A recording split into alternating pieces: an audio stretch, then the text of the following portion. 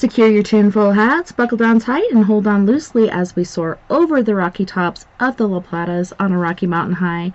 Get sucked into the vortex of the Four Corners and settle down snugly at mile marker 420 right here in colorful Colorado. It is Saturday, June 29th, Sunday, June 30th for those of you across the pond. Welcome to We Are Paradox Media. It is May. Why the hell am I in June already? Thanks, Jay. Yes, it is May. Oh my god, like I'm so ahead of myself. Okay, so it's May 29th, May 30th for those of you across the pond and beyond. Welcome to We Are Paradox Media's Late Night in the Rockies. Happy Memorial Day weekend. If you can, take some time to appreciate your time at the beach. Had it not been for their time at the beach, securing our freedoms, we wouldn't be here right now. I'm so glad you guys could join us this evening. I'm your host, TessaTNT. And surprisingly enough, Jay, I actually wrote this shit down. Like, here's the proof. I'm in June already. Like, towards the end of June, I'm done. I'm done with June, I guess. If you're listening live right now, you're listening. Good, then the Mercury retrograde is over. Right? Thank God. I don't know. I've been having some really good dreams. I will tell you a little bit about my really good dream last night. But if you're listening live right now, you're listening on Spreaker.com. Hopefully you're listening on KPNL radio, which you can find at kpnl-db.com. We're also on everywhere from Periscope, Twitter, Spotify to Podcast Addict and Podcast Chaser. I'm not going to make you guys listen to the whole list because I'm pretty tired of reading that thing repetitively. Just look anywhere you listen, look for We Are Paradox Media, and most likely you'll find us. So tonight, I have a treat for all my guys and gals out there. Tonight, we'll be talking to and getting to know Miss Mea Savage, who is our medium for Four Corners Paranormal Investigations and a really, really, really good friend of mine. We also have our weekday host, Jay, and he is hailing from the, I think, Scottsdale, Arizona area. Basically, let's say Phoenix, Arizona. And then we have Mr. Robert White from Queensland, Australia, I believe. And, yeah, we're short one person. So, if anybody wants to join us, we have invitations out to Moon, we got invitations out to Jim. We were supposed to have Richard from our Four Corners Paranormal group in tonight. Join us. You cannot resist. But let's see how it goes with just 4 people. It might, be the perfect mix, and we don't need that. You will join us. You will become one with us. Resistance is futile. Hello, Sandra, in the chat room. I know you're there. I'm not in there yet, but I know you're there. Well, I don't see Sandra yet, but I do see the champ. Hey, champ. Champ! Alright, so... I'm gonna call him Champion. Champion! He's so sweet. He was checking on me after my meltdown last weekend. He really is. Of all things, last weekend, my 6-year-old daughter comes in and she's like, "You're in love with your bed." And I'm like, "What are you talking about?" And she's like, "You just love your bed. You don't want to go anywhere. You just love your bed." And I'm like, you know what? I've been doing so much work around here. Like, I just totally broke down. And I felt so retarded in front of you guys. But at least you guys are my friends, hopefully. And I'm like, you guys, I gotta go. She is so cute. She is, and she's like so brutally honest, like just like Nova. Like, she's a mini Nova. I call her Nova all the time, and I call Nova Lily all the time. I get them confused, even though Nova is 17, Lily is 6. Like, there's a big age gap right there, but it's like Nova and mini Nova, and they're the same. Brutally honest, really doesn't care about your feelings. Sometimes they do, but yeah, if they're on point or whatever and they want to make a point, they will put you in your place straight away. But yeah, it just like broke my heart because I've been, like I said, working here for like 2 weeks in the house, like period, forever in the house, but 2 weeks really, really hard to the point where I feel like I'm gonna fall in half. And then she comes in and says that to me, and I'm like, what are you talking about? I've been working so hard, nobody's been helping me. Boo-hoo! It was terrible. I just couldn't handle it, especially from a little 6-year-old. I'm like, what are you saying to me right now? I feed and take care of you every day. I don't sleep in like I want to. If I did, I'd sleep till about 5 or 6 in the evening. I don't know. It was hard. So I do apologize for those who witnessed that thing. And I did, bow out gracefully. Sorry, guys, I have to go. I don't want you to be witness to this.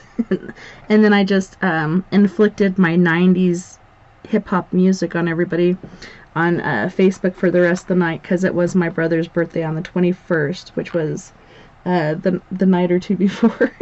Yeah, the night before. Oh my goodness.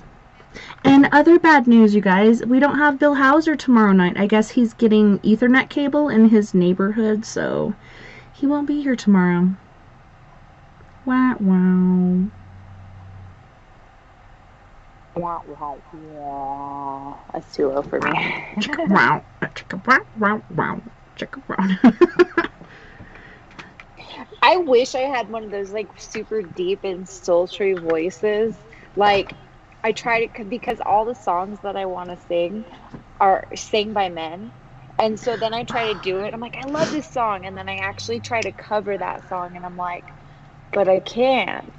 And then I try to like make alterations. I don't know. It's so funny. Like, I think I was a man in a past life. I'm convinced. Yeah, So me convinced. too.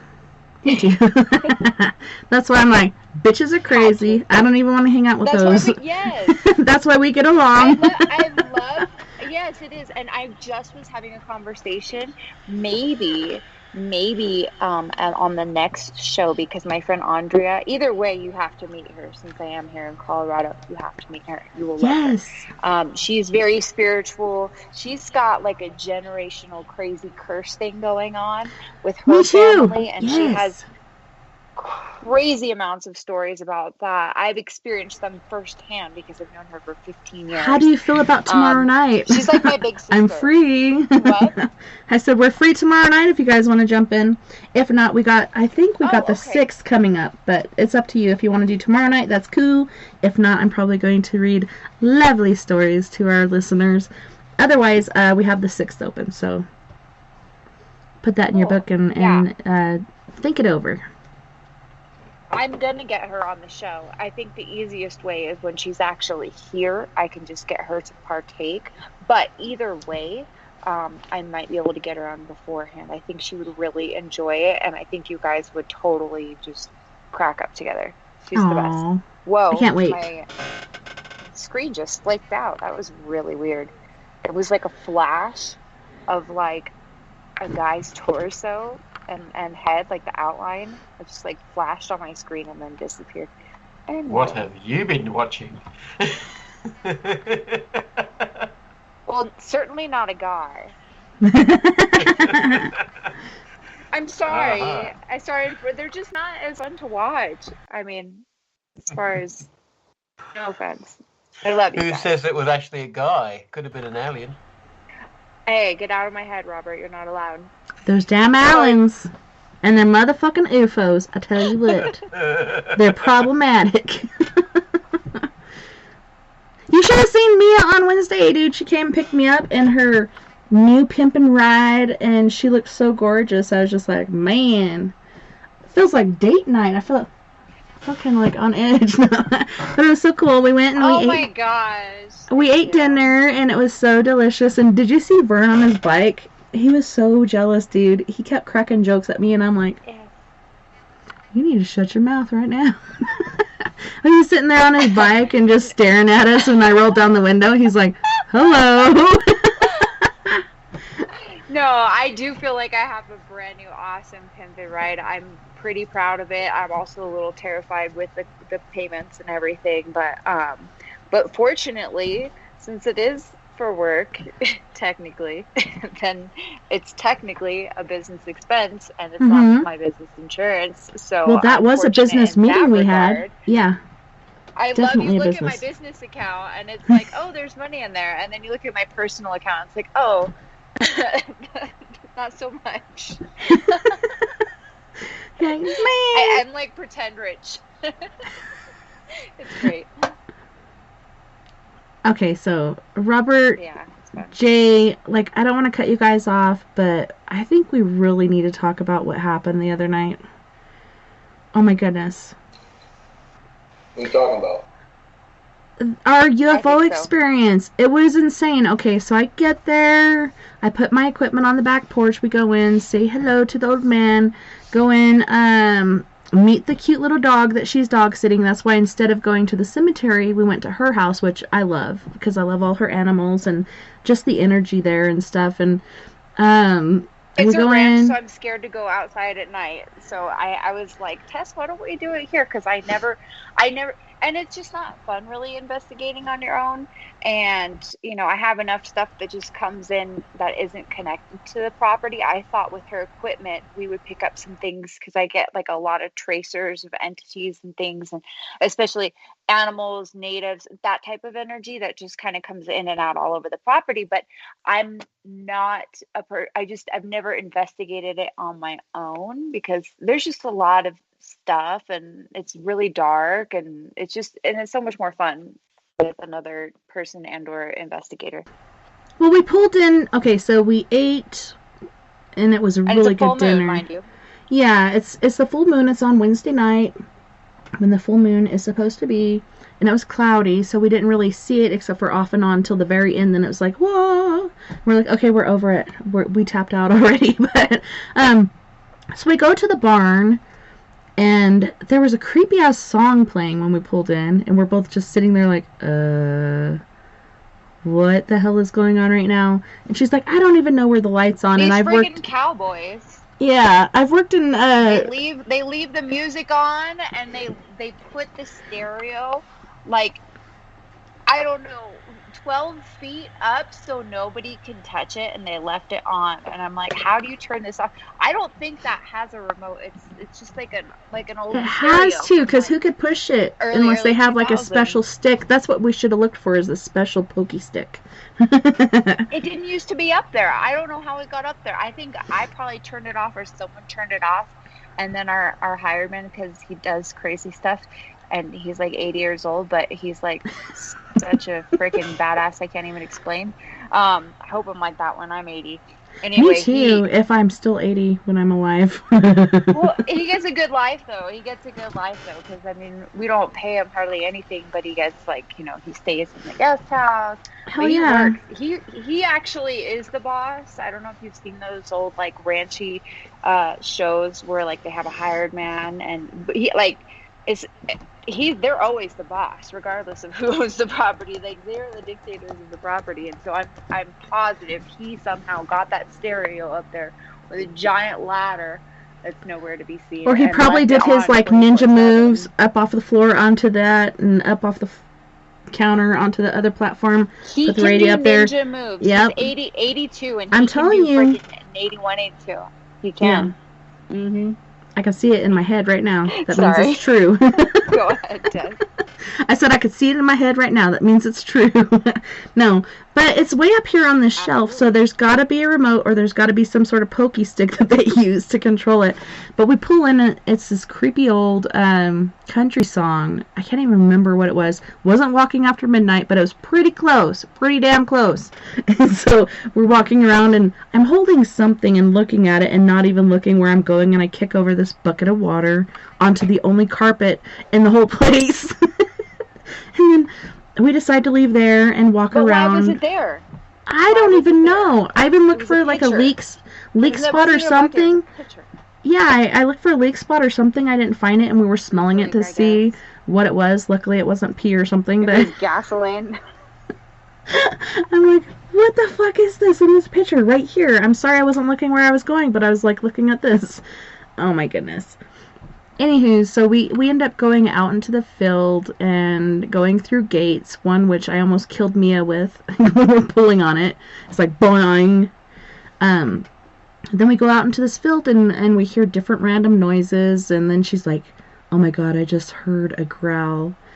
And we keep walking towards the noise. Like there was something that kept pulling us. Had we not gone out there where we went and turned around at the point we did turn around, I would not have seen that thing that was in the sky.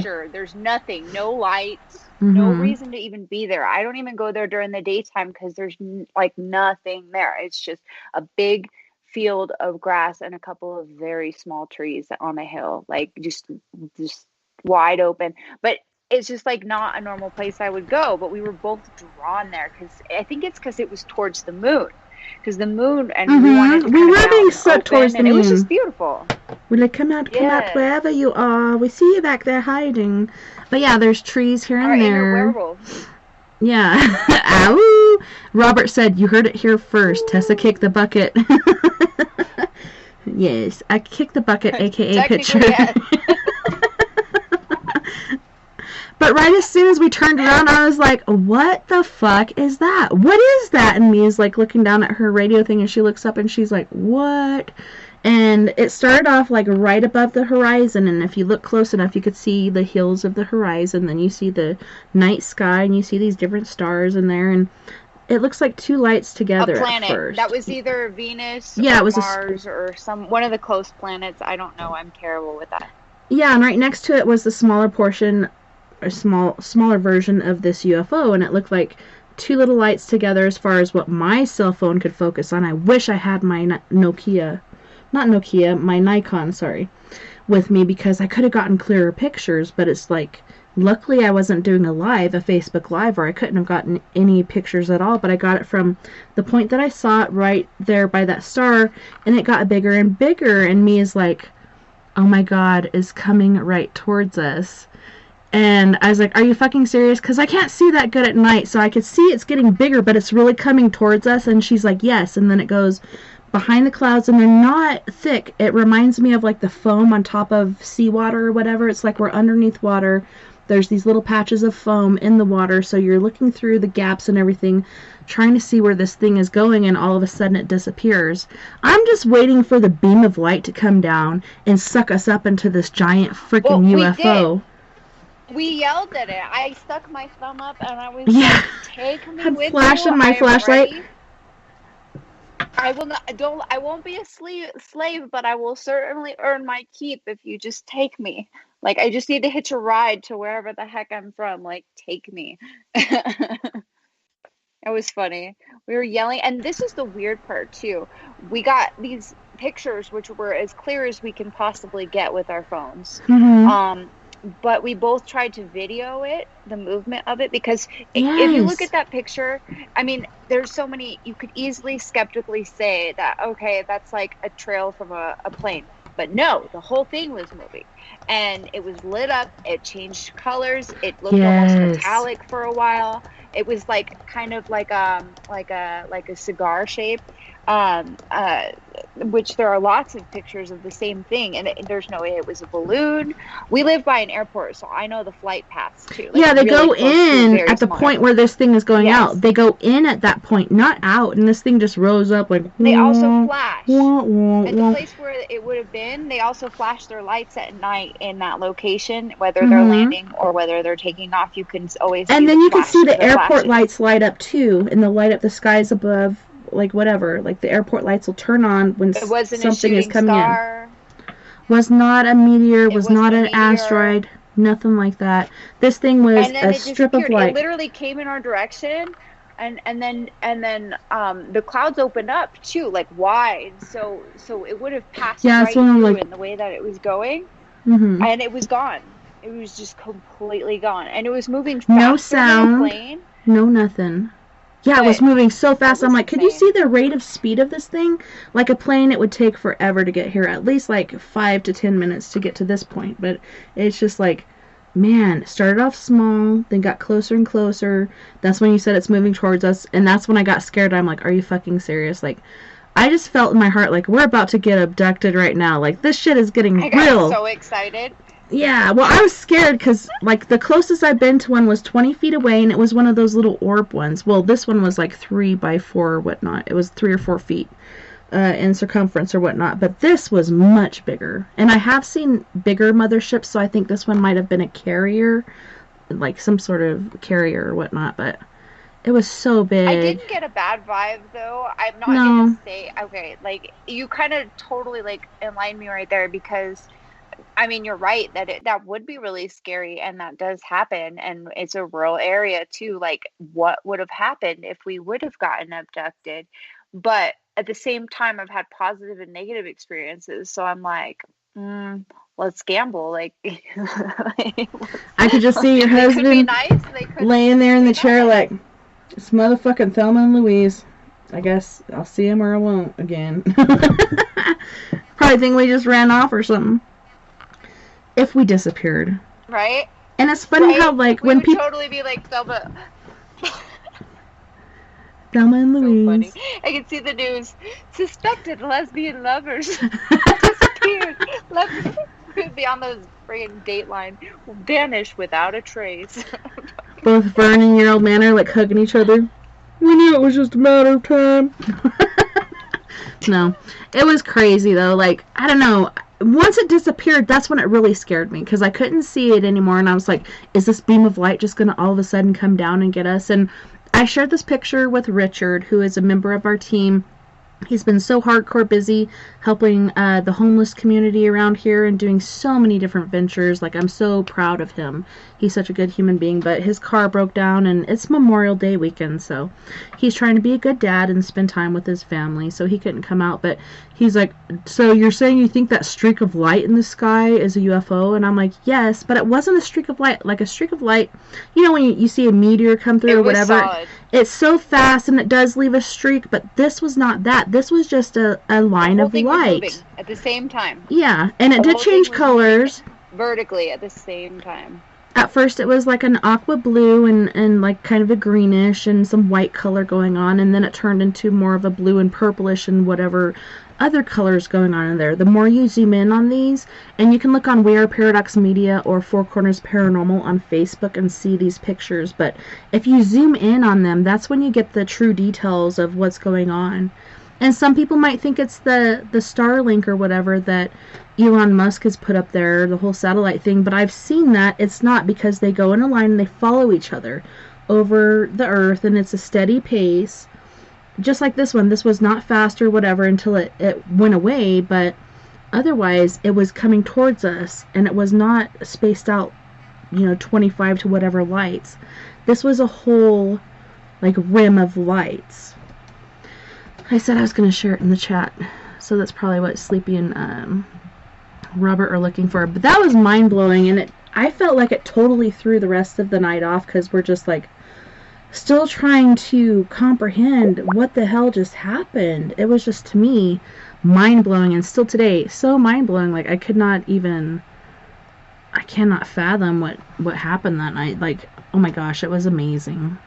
And we were just waiting for it to come back. We're like, come back, come back. Come back, Jack! Don't leave me, Jack! We were making different jokes like that, but here's a thing about 6 or 7 pictures that I'll share in the chat with our forum. But yeah, it was immensely insane, and at the same time so gratifying, and like, we knew they were out there, but it was just amazing. Like, we were expecting to have a paranormal experience, which this is paranormal, but this is otherworldly, and we knew it immediately what it was. I don't know, it was just super cool. I'm so glad that it happened, and it couldn't have happened with a better person, I don't think. It was just so fun. Yeah, that was so cool. That was awesome that you were there to experience that as well. And it's good in a lot of ways just to have someone there who also experienced the same thing that you did too, who can vouch for the fact of what happened. Because yeah. I've seen a lot of weird things in the sky in Arizona, and usually when I saw those, it was those crazy like V-shaped lights that were huge. I haven't seen one that was like, this was a completely different one than I've ever seen. I don't know about you, but it was definitely different than what I've seen. Well, I saw one similar to this, and this was 2 to 3 years ago, doing overnight security. So I'm going to say 3, because that's what it feels like. But we're at the fairgrounds, we're doing overnight security, and of course security goes and does its rounds, then we all end up in the same place, and that's when somebody goes and throws the security grenade, where all the security people blow up because everybody's in the same group. But we're just sitting there talking, having a safety meeting, so on and so forth. And my black Cherokee friend Johnny is sitting on the back of one of the carts, and he's just laying back, kind of taking a nap and looking up at the night sky. And this is looking towards where Fort Lewis College is, where that mesa is, and Fort Lewis College is up there.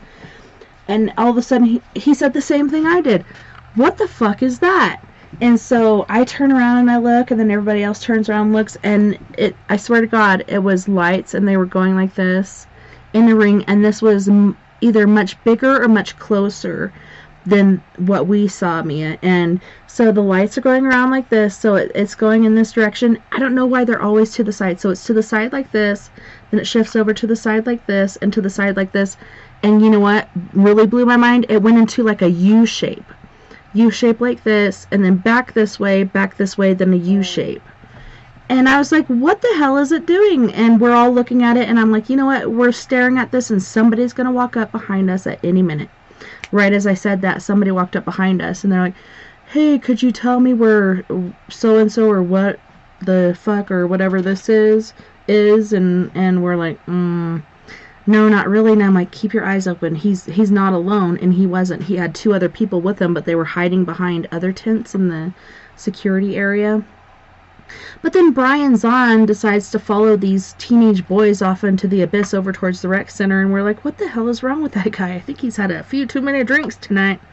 But he was okay. But it was just so weird how everything lined up that night. That ship was so huge, and I can't believe the way it kind of warped into U, and I don't know if it's our atmosphere or what that made it look like that, but it's going this way, then going that way, then going this way again, then warping into a U, and then going back into just a regular disc. I don't get it. It's otherworldly. It's unexplainable. But this to me, I don't know, this to me felt closer for some reason.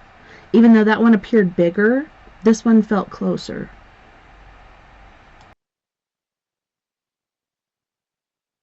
Yeah, it felt closer because it was moving really fast. And if you look at the pictures, like the initial pictures that we got, it looks like more of a round shape. That's probably because it was coming towards us, not vertical. It looks like it was coming towards us, so it just looked kind of more like an O shape, and it got closer. And then it went vertical, like it turned directions almost, because like the initial pictures look like it's more round and less of a cigar shape, if you will, for lack of a better. And when you guys look, there's a couple spots in there. Though. Yeah. The white spots are stars. The ones that are the orangish and white colors on the ground, that is Mia's house right there, I believe. That's your house right there, and then above in the sky is the star and the UFO. Just the lights from the house. Yeah, and I've meant to like edit this to where the background is lighter, so you could see the ridge, like the mountain ridge, better, and see the sky above. But I haven't gotten there yet. I feel like I'm nesting. I'm just cleaning my house and making it my place. I don't know. Haven't had time for much else. I'm going to add in a couple more pictures in our chat, though, of similar things that people have seen. Some of them are in the daylight. Mm-hmm. So, and I thought, and that's the last one we saw at the same time, right? The last time we saw something was in the same area. You saw it from your house, which is amazing. Yeah. Oh, yes. I saw something else the last time I saw a UFO was actually in. But the thing with that one is it was very quick, like so quick that it shined and then disappeared type of thing. And it wasn't a shooting star. It was like a flash almost. It was very strange, but it was in that exact same direction. I'm going to start looking out there more often, but it was when I was super in tune and like super, I don't know. I was connecting to some weird alien type stuff on the Astral or whatever. Anyway, I was asking for it and I was looking for it, and I was watching the show and I heard a voice and it said, go look outside. And I looked, and right there in that almost that exact spot, I saw something, but it was not the same thing that we saw. It was like a weird flash. And no, it was so one of the orbs. It was not. It was not actually one, but it was 3 of the alien orbs. So me and Lily, my now 6-year-old, were out in the yard. And she's like, Mom, look, it's a UFO. And I'm like, what? So I'm looking around with my shitty eyesight. I still need to go to the eye doctors and replace my glasses I lost. But, so I'm looking around trying to see it. And she's like, over there, look. And so I'm looking over Foxfire Farms. I don't know if you know where that is, but it's near the elementary school. Or now they call it the primary school. So there's this white flashing light, and I'm just seeing this white flashing light, and it's like pulsating. It's very brilliant white, so it's showing up in this blue sky with the white clouds and stuff, just pulsating over this neighborhood. And I'm like, holy shnikes. And she's like, Mom, there's not one, but there's three. So she was seeing three of them, and they're in a triangle shape, but they're trading spaces. At the very same time that you and I and Lily are seeing this, my 17-year-old Nova is over in Foxfire Farm with her friends, and it's right above them, and they saw it right above them. They said they saw one, then they saw two, then they saw three, and they started like shifting spots. So they're going in this triangle formation, shifting spots, then all of a sudden they stop, and then they just shoot off in the same direction at inhumane speeds. I've seen something similar as well with the triangle shape as I just well saw in the Arizona. one. I didn't see three of them changing spots. I just saw the one. But she saw three, Oh, and so did you Nova. saw one. I saw three. Mm-hmm. Crazy. Yeah, I just remember seeing something like shining, and like I heard like this voice kind of like I don't know. I shouldn't be saying that I hear voices, because I'm really careful with that. Okay, so I felt that I should look outside, and in that same area I saw like some weird flash in the sky thing that was not a shooting star or anything else, unexplained, but it happened really quickly, and I can barely remember. I just remember it was just weird how like synchronistic that was. That something was just like, look outside. I went outside, and I'm like, whoa, what the heck? But yeah, same spot. It was super weird, and it was a brilliant, brilliant bright white light. And we've seen others. I think it was on New Year's Eve. Went out to smoke, and I saw like an orangish colored one over that same area, and then it disappeared and showed up over here in like I want to say Mustang Drive, but I think it's Clover Drive. It might be Mustang. Right in this area, and then it showed up again over in this other area, then it disappeared. But I also had witnesses for that, and that's one of the first things I said to you that night when we saw it. I'm like, at least we have witnesses. Like, you're here and I'm here, we're both seeing this at the same time, so we have a witness. We're not just like, hey, I saw something in the sky and it was a mothership or transporter or whatever the hell they want to call it. I don't even know what it is. I don't think it was big enough to be a mothership, but this thing was freaking huge. It was huge. It was amazing. I'm so glad that we witnessed that. So I feel bad for Robert and Jay, because we're just like, oh my God, did you see that UFO? But it was amazing. Like, it totally altered my life. Yeah. I will never forget it. And also, in addition to that, I was just going to have a theory, which is that the moon was extremely bright, and the moon was facing directly that direction that whatever UFO was in. So when we say it changed colors and it looked like it was kind of glimmering different colors, I'm almost wondering if it was possibly a metal craft reflecting the moon, if that makes sense.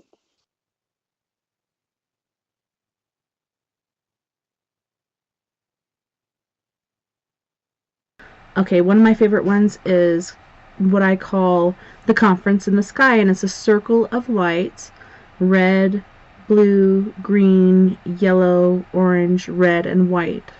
So they're all sitting in a circle on the sky, on a cloud basically, by the moon.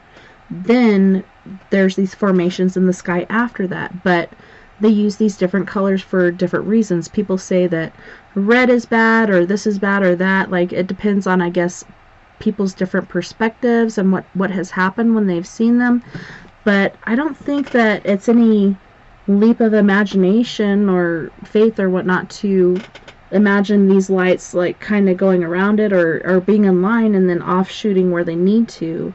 Like, there could be these different lights, like the green and blue and aquamarine, so on and so forth, up into the purple and all kinds of different colors going on, which, like I said before, if you zoom in on these pictures that I shared on Wednesday night, or it could be Thursday morning because it was so late when I shared them, zoom in on that and you'll see these different colors. Like, it's pretty cool. I don't know. For me, my mind is still blown. It was just, I want to say insane, but at the same time, like, this really happened. And stuff.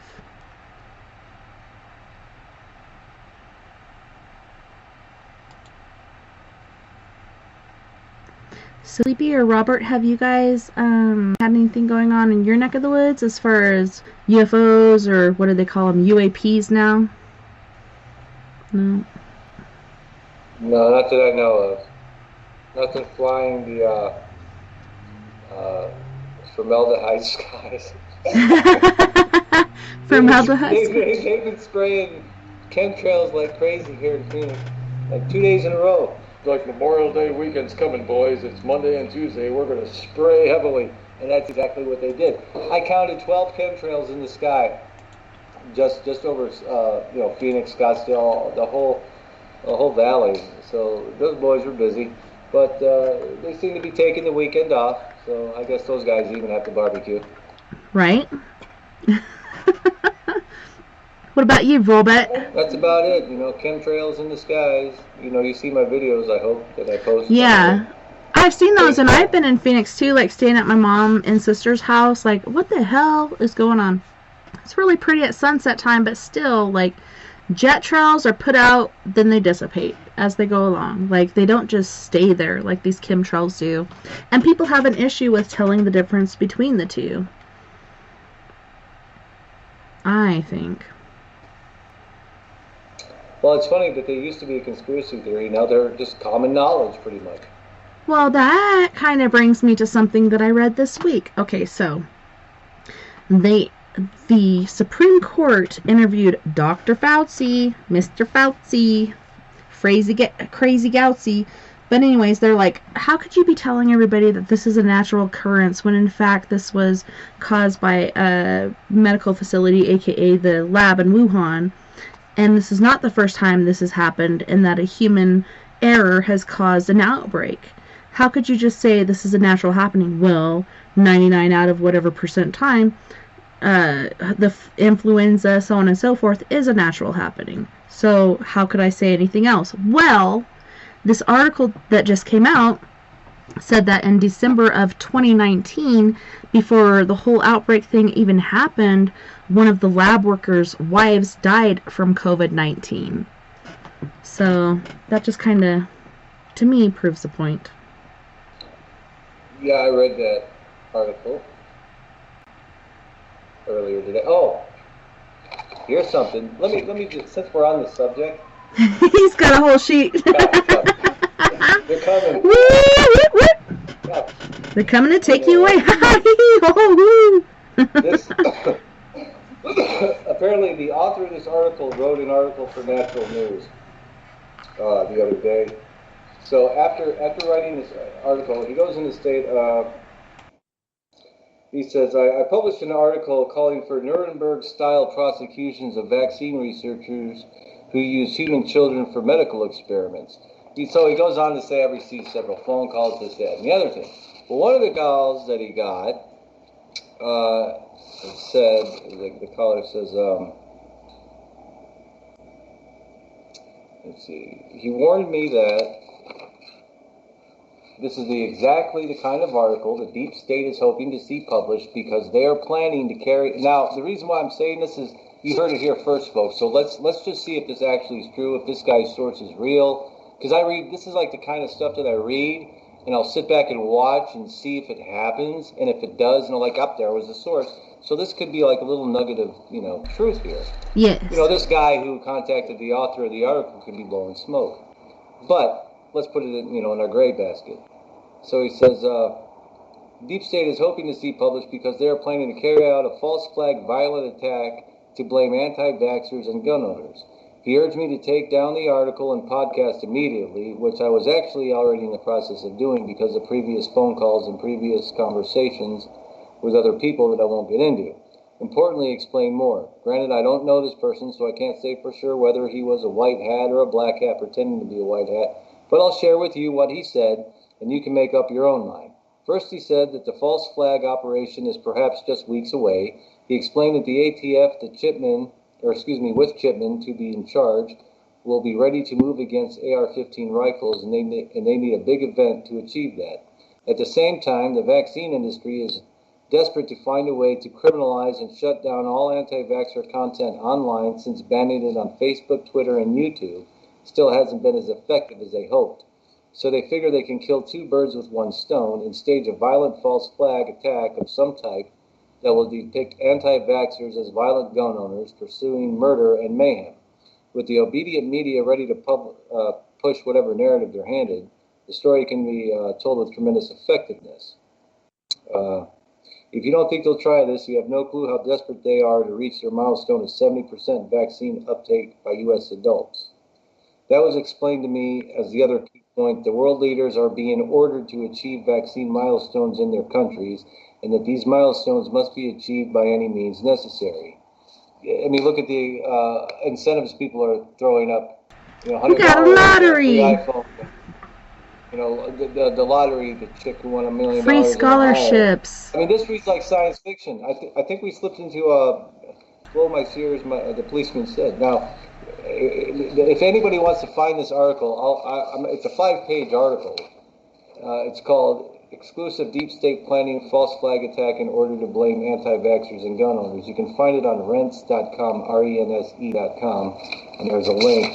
The actual website, let me try to find it, is afinalwarning.com, all one word, small. Afinalwarning.com is where that article came from. But so let's sit back and see what happens. Let's see if this source was just bunk, because you never know. But sometimes these guys follow you. I read another article. There's at least 60,000 contractors, subcontractors, and agents of the U.S. government who not only their job is to go on social media and embed themselves into groups like ours and report back, but your workplace, I mean, everywhere. It's full-out Nazi, Stasi, Germany tactics we're talking about here. And yeah. It's really scary. Did you hear what that lady said that got her a lot of flack? She's like, taking these vaccines. Sorry, can you turn down your speaker a little bit? But she's saying that us taking vaccines and having to get these stamps on our passports or whatever is just like somebody having to wear the Star of David. And she caught a lot of flack from that, but I see where she's coming from, like, that is not a good, comparison, because that's a very fragile point to touch on. But at the same time, like, it is kind of like that. Like, you have to show your proof, like, I got this done, whatever. They haven't said that from the get-go as far as going to restaurants and stores or whatnot, but once traveling, they will make you show that stamp that you did get your vaccinations. They're not going to just, take word as truth. I don't know. We're living in crazy times right now. I can't even keep up anymore. I can't even make a rational thought anymore unless I take my vitamins. The problem right? is this. I got my brain health support right here. Yeah, I'm a little jealous. I'm a little jealous of your vitamins because I feel like my brain is fading. Here, in have my old some. age at this point. They work really I good. swear it's from all the weed I smoked, though. Like, used to smoke. I don't smoke anymore. That's probably the problem, really, is I don't smoke weed anymore. Yes, you should. Go and ahead, Jay. it's legal Sorry. here. Right? When in Rome, I should totally take advantage of that, but dang anxiety. Yeah, but the problem is the people who, let's just say, like me, I was never an anti-vaxxer. I'm against them personally, but I have taken vaccines. If I was an anti-vaxxer, I would have not have taken any vaccine at any point in my adult life. Or given it to your child, right? Like your child has her vaccinations. Or I wouldn't have allowed it to happen. I mean, I really fought a milestone on the issue I had with Melody being vaccinated. Wasn't because she was. It was the amount of vaccines they wanted to give her at one time. It was well, yeah. too much. And it's up to you. You can break it up and do it at different points, but I see what you're saying. So that's what I was lied to about that. But when it comes to a certain, we're talking about, and it's not even a vaccine. I wish people would say that, because the CDC even admitted in their own report on page 36 and 37 they haven't isolated the frickin' virus. Ugh. And people just, and this is just a huge mess, and that's the way they want it. It really But is, and it's what What the fucking us up. vaccine does. Yeah, What turn the down your speaker vaccine just a does. smidge, please, Sleepy Jay. Sorry. All right. Okay, so what the vaccine does, according to some biologist or whatever, what I've read multiple times, is what it does is it creates or its own antibodies to fight specifically that virus, right? And supposedly it fights again, but it doesn't block any other type of virus or illness. So it will actually fight against your own antibodies, is what which with the mRNA or the R, whatever it is called. So I mean, it's a catch-22. It's isolating against one thing, but that's almost scarier because what about COVID-20? What about COVID-21, 22, 23 that's going to come out? And we all know this. We all deep down, we all know. I think we're to the point of that they're going to 25 make us right take now. this annually. Yeah, and that's what they're saying. Just like the This is going to be an flu. annual vaccine. Yeah, just like the flu. And You I'm gotta not take this into every that. year. No, and I told my If sister I'm that. fine without the flu shot, then I'm probably going to be fine without the COVID shot. Yeah. I mean, honestly, I've had 2 colds in 6 years. That's how good my immune system is at this point in my life. Now, if I was 65 and older, I would probably take my chances.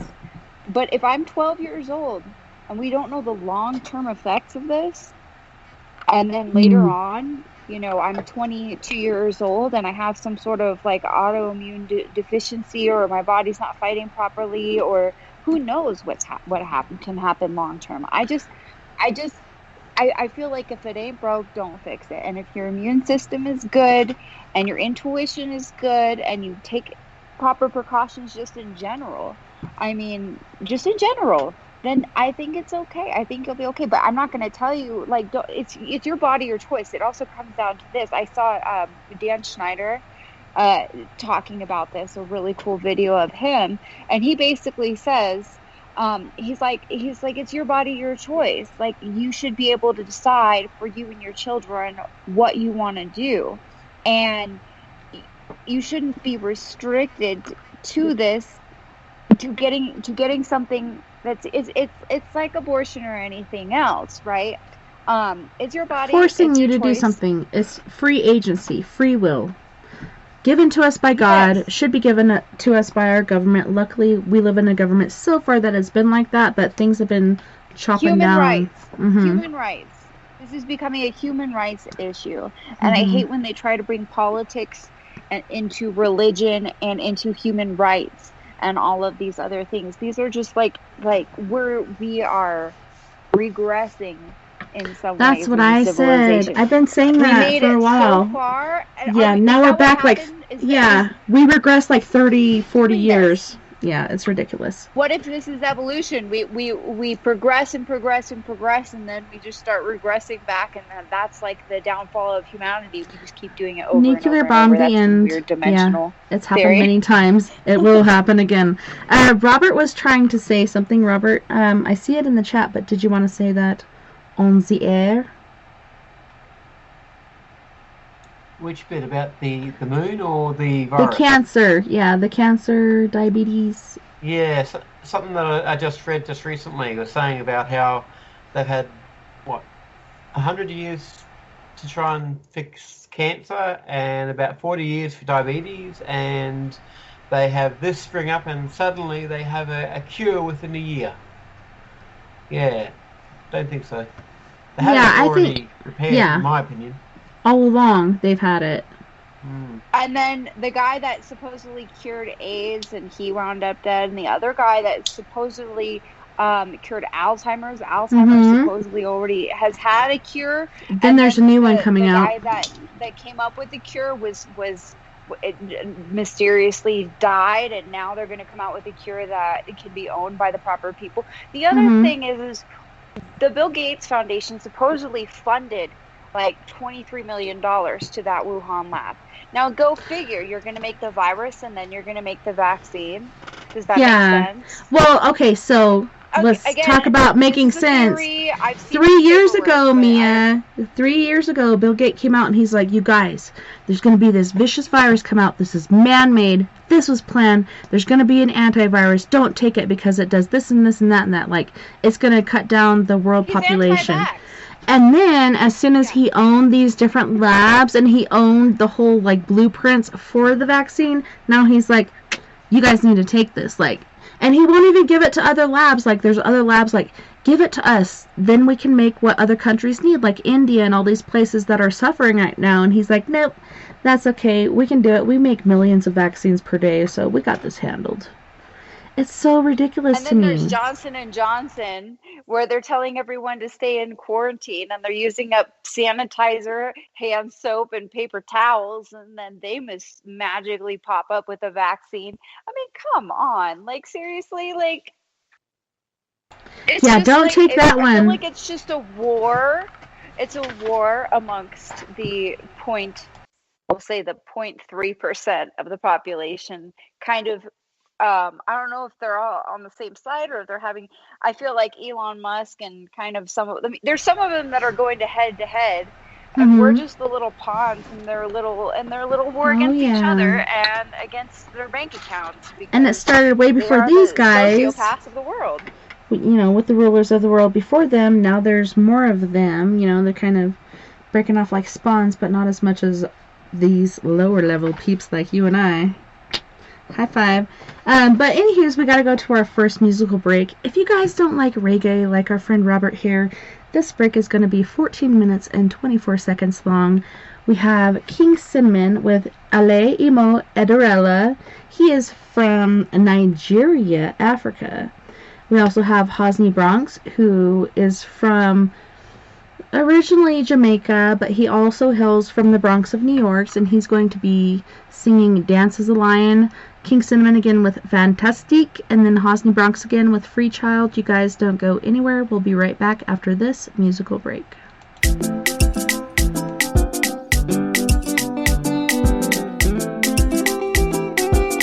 We swap on the beat.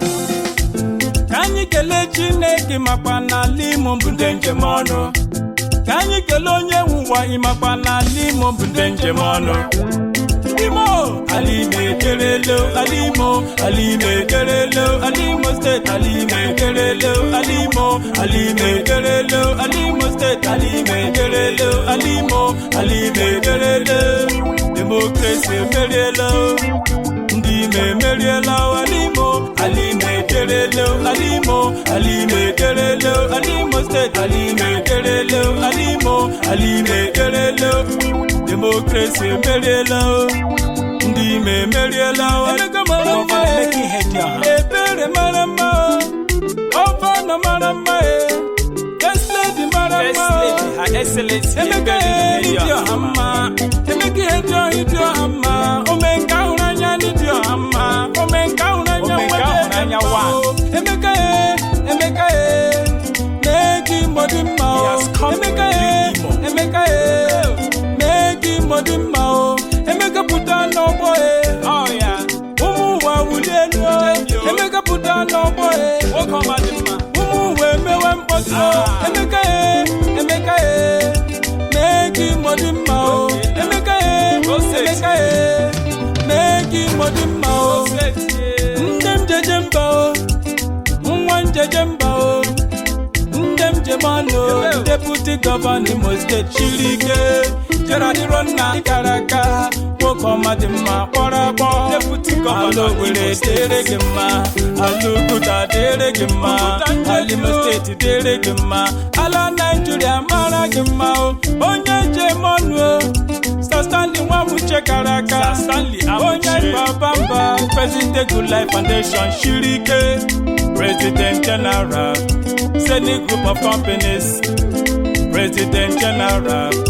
Financial matter karaka, alo were diregima, alambise diregima, Alimo State diregima, ala Nigeria maragima, onye jemono, Franklin Neji Shirike, Pepe Arabido Hotels, ABC Transport karaka, Alo were dere gima, Alambise dere gima, Alimo State dere gima, Ala Nigeria mara gima o, Uchonya go chande, Uchonya go chande, Honorable Mokoma dima, Onye horo ni akeleli ya o, Mawugi Otokurago, Ginando tugio, Mawunule, Njijigari jinala, Imo State yo, Mawugi Ginando tugio, Mawunule, Minigari zonala, Imo State yo, Alo were dere gima, Alo were dere gima,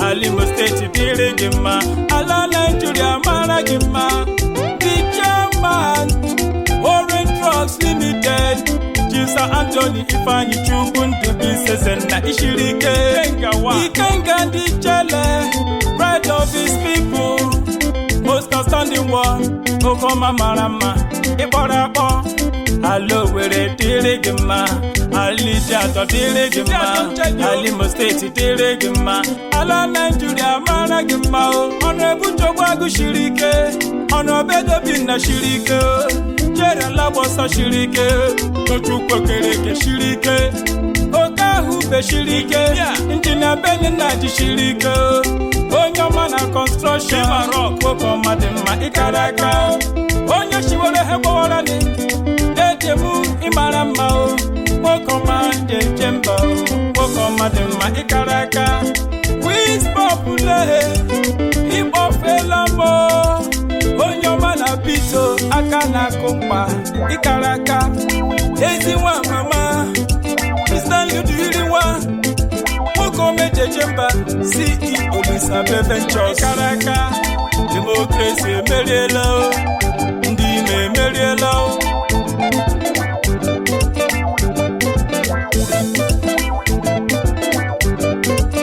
Like, what are you supposed to Democracy Merielo, Ndime Merielo, Alime Gerelo. Thank God I'm from Imo State. Emeka has come to rejuvenate. Imo State, make you jubilate, make you celebrate. Emeka Shikwen be say, this one no be say them say. Emeka has come to rejuvenate. Imo State, celebrate, make you jubilate. Ala mekele His Excellency Achikudenwa. Mekele kwa His Excellency Dr. Hakim.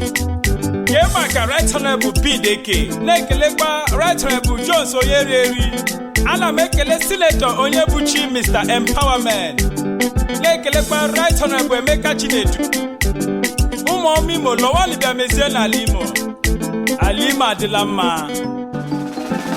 Cliffito.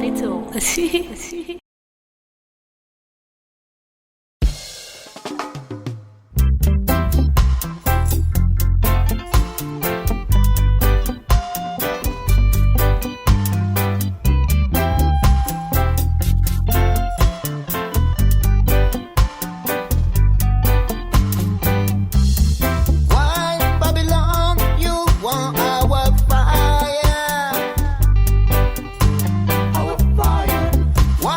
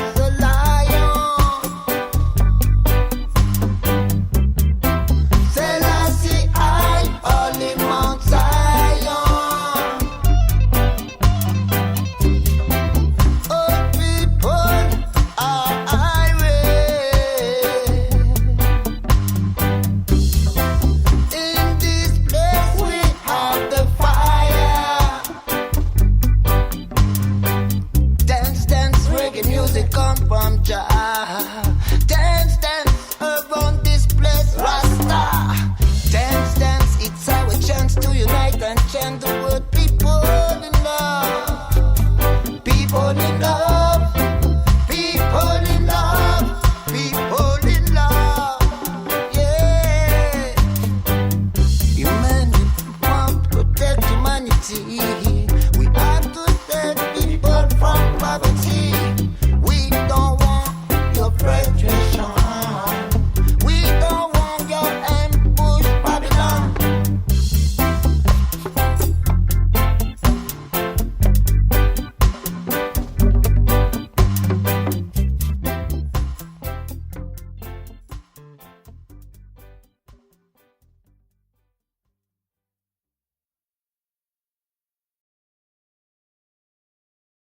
We swap on the beat. She like my water bam bam. King Cinnamon. Oh shit, baddest. Take your bam bam anywhere you day. Throw your bam bam, it is a Friday. Come on, let's ball, it is a holiday. Anything you want, baby, I will pay. Take your bam bam anywhere you day. Throw your bam bam, it is a Friday. Come on, let's ball, it is a holiday. Anything you want, baby, I will pay. Fantastic. Baby girl, you romantic. Fantastic. Baby girl, you romantic. Gucci brother, baby, gather something. Come on closer, baby, gather 19. I know you better, but I am the king. Your backside bigger than Bombay. Baby girl, bronco. I like the way you wind your bronco. Baby girl, bronco. I like the way you wind your bronco. Jamaica, Ghana, shout out to the ladies in Asia, Nigeria, South Africa. Say me love you. Please me, baby. Yeah. Turn up from you. Yeah. Take your bam bam anywhere you day. Play your bam bam, it is a Friday. Come on, let's go, it is a holiday. Anything you want, baby, I will pay. Shake your bam bam anywhere you day. Play your bam bam, it is a Friday. Come on, let's go, it is a holiday. Anything you want, baby, I will pay. Fantastic. Baby girl, you romantic. Fantastic. Baby girl, you romantic. Give me love, give me love. Show me love, show me love. Oh, give me love, give me love. Me want you, me love you. Give me love, give me love. Oh, give me love, give me love. Hey, please me, baby. Oh. Yeah, turn up from you. Yeah, take your bam bam anywhere you day. Throw your bam bam, it is a Friday. Come on, let's ball, it is a holiday. Anything you want, baby, I will pay. Shake your bam bam anywhere you day. Throw your bam bam, it is a Friday. Come on, let's ball, it is a holiday. Anything you want, baby, I will pay. Fantastic. Baby girl, you romantic. Fantastic. Baby girl, you romantic. King Cinnamon. You know what I'm saying?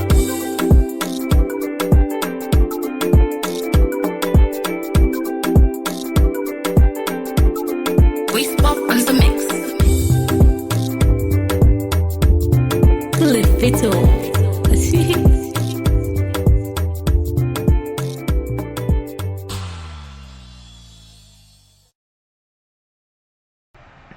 Welcome back, and thanks so much for joining us tonight on We Are Paradox Media's Late Night in the Rockies. Tonight we are joined by Mea Savage, Psychic Mea from Four Corners Paranormal Investigations. We also have Jay, our weekday host on We Are Paradox Media. He's also on Diecast, what is it called? Diecast Racing? Diecast in Racing on YouTube. Yes, Diecast in Racing. Yes, like the inn that you want to stay in to check all this stuff out. Like as in, yeah. It's a play on words. I guess people don't get it, but whatever. I get it. I totally get it. And then we got Mr. Robert White, astral traveler and spiritual healer and get ridder of bad spirits and such from Queensland, Australia. Welcome back, and thanks so much, you guys, for joining us tonight.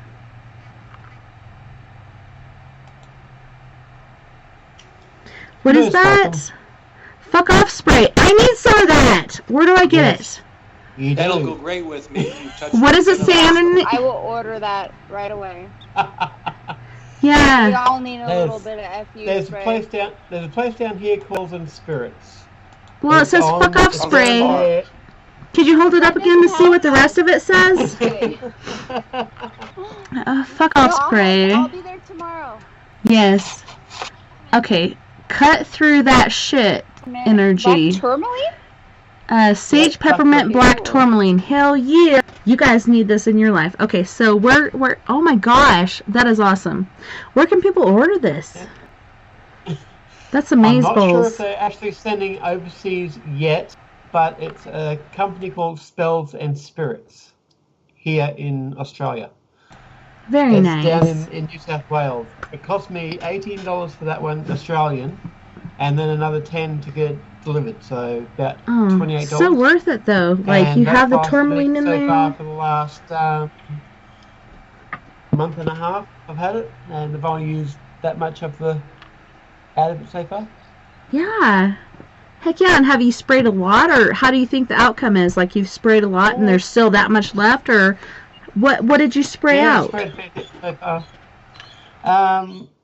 I didn't know it, but my sister was walking up the hallway here, and I was spraying it. You're like, I sense evil coming. She said what she had to say, then turned around and left. You're like, this shite actually works. Yeah, I love that. F you. You too. You're cool. I'm out. Well, it's amazing to mainly see who it works on. Bad juju and whatever.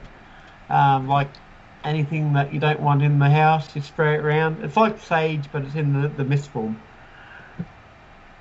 They also have, from what I know,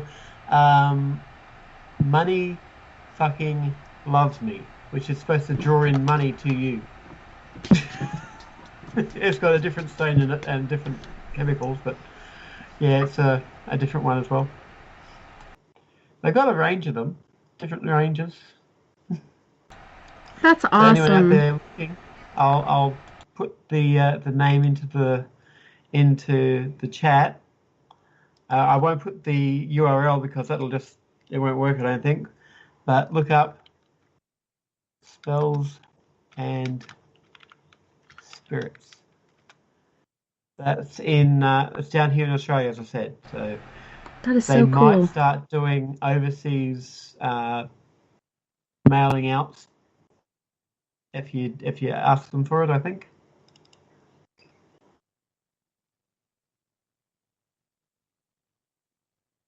But yeah, it definitely works. To me, it's super cool, and I'm scared, you guys. Like, Steve is doing stuff, like, I swear to God, this guy never sleeps. He's doing show after show. He's producing tons of shows.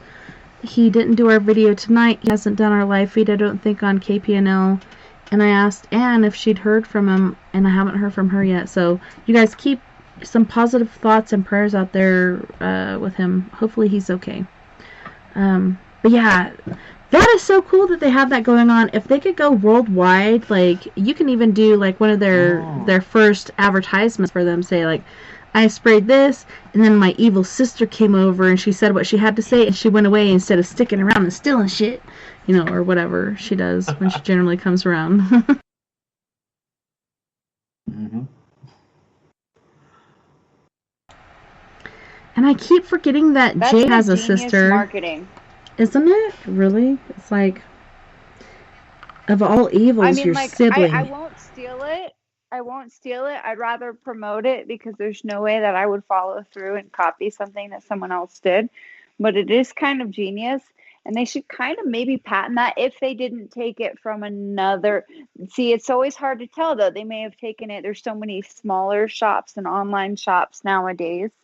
It is possible that they kind of maybe halfway took that idea, but it is also possible that it's completely original. And if that is the case, they should be zillionaires. Zillionaire thing? I don't know. Illionaires. So ill. I'm just kidding. Especially now when the zombie apocalypse comes. I swear I can talk.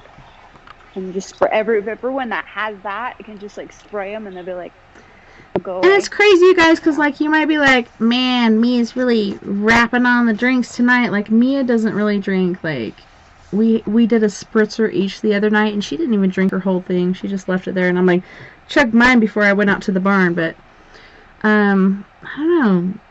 Sometimes things affect you in a certain way to make you sound like you're inebriated or something's going on when in reality you're not. Like, I don't know. It's so weird how the energies and other things work.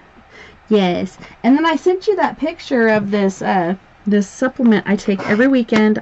I don't take it otherwise because, like, you know, I can brain fart all throughout the day with my family. But when I'm doing this show, I like to have my brain health support tonight, though. That's probably why. Oh, and I'm actually a complete lightweight.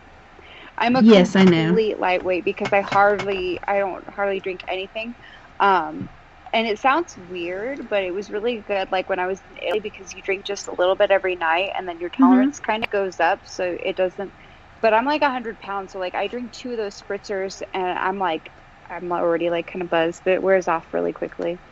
But yeah. Sandra Heath in the chat room said, I also get alien airs. Anything other than red wine. Yeah, and even with red wine, like my friend Lori, she would get hangovers from red wine because it has carbonates in it. So I bought her a pure form of red wine, which didn't have the carbonates, which how do you do that? I don't know, but it was true to form. Like she drank it and she didn't get sick from it. So maybe you might have some of that going on. It could be due to, you know, grains and such. It's like an allergy type of thing. Yeah. Hemoglobins and then carcinogens. Wine, like, I can't drink white wine because the sulfites. It's the sulfites. I fucking hate white wine. See, the carcinogens is the sulfites that get me that are in white wine because if you buy white wine, it has a lot longer of a life. Like it can sit probably almost for months in your refrigerator, chilled, obviously. Ew. Red wine, 4 days tops, unless it's really bad, and then it has a ton of sulfites in it, and then it'll last for a while. I learned this from the Italians. But yeah, but anything else for me, like I'm not good with gluten, so if I drink beer, then I get a really bad headache, and I get really bloaty, like almost anything. I hardly drink at all. But I was like, okay, I'm going to drink. I think it's like the wheat germ and shit like that. Like you need to have a wheat germ free sort of thing. My friend Michelle had an allergy to that, so she had to have I can't even remember what they call it. But you can't have wheat and other things like that, and it can't be broken down like other things are. I will remember later and tell you. But you're talking about I know what it is. Celiac disease, yeah. Or gluten intolerance. Yeah.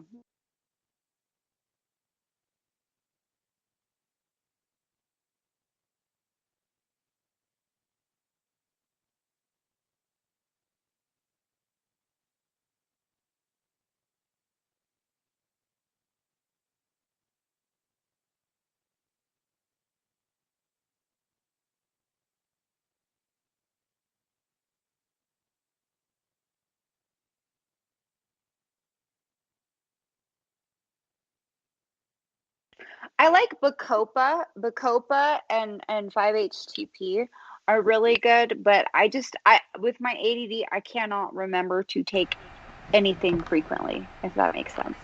Yeah, so I have to save mine for at night before I go to bed. Vitamin regimen, but I also did work at a vitamin company. That's a little bit different, but like as far as regular vitamins, the companies for vitamins are like they're worse than the pharmaceutical companies.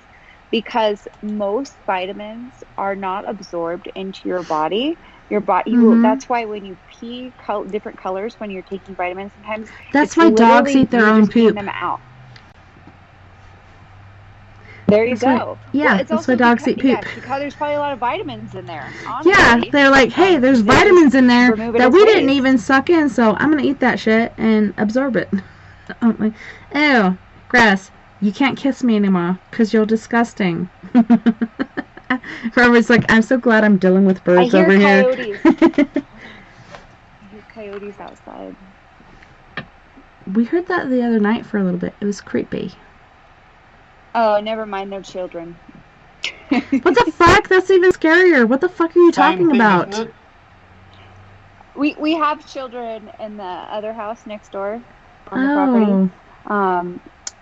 That's why there was nobody home there when you came.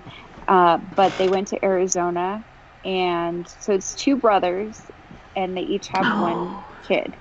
Well, they left the lights on in the garage and the gosh, TV, so they're gonna pay at least $30 per week for when they're gone. Just kidding. Oh yeah. Oh, I put them to work when need be. They grew on me. Kids, they have to, like, it's weird. I'm really specific with kids. They're either really cool and I love them, and I'll just, like, because I'm like a kid at heart, and they love me. That's the problem too.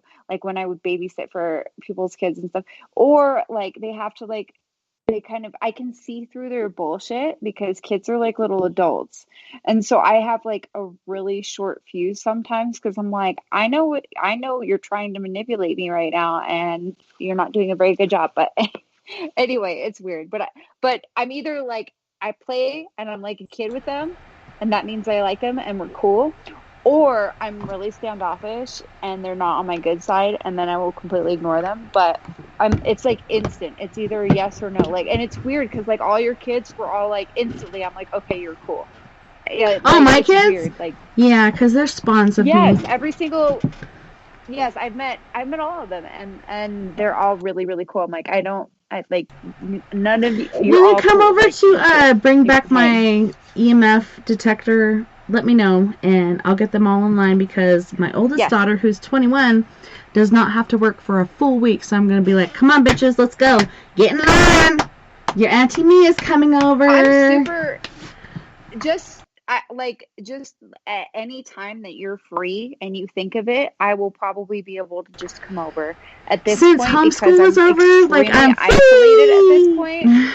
My friends have all bailed on me so far this summer, and after about 2 months here with the Cowboys, I start to go start crazy. So like anytime, just give me just be like, hey. You to me, like, let me know, because I just sit here and I do my thing and I'm on autopilot mostly.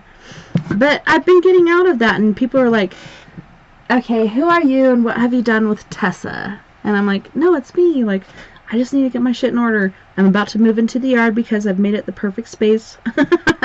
I should have brought you over there to instead of the back of my car because, dude, guess what? I left my equipment in the back of my car for a full day before I went and got it the next afternoon, and it was so hot. I'm so afraid it's not going to work. There's been a couple things that I've tried, like the flare camera and stuff like that, and they still work, but I'm worried about the video cameras and the computer for the SLS camera and stuff. I'm like, oh my god. Like, I'm just going to open it up, set it in here in the cool air and stuff, and see if it works out, but I don't want to turn it on until then. And Lily's like, let's do it, let's try it, let's see what happens. So I'm like, no, we need to let it cool off.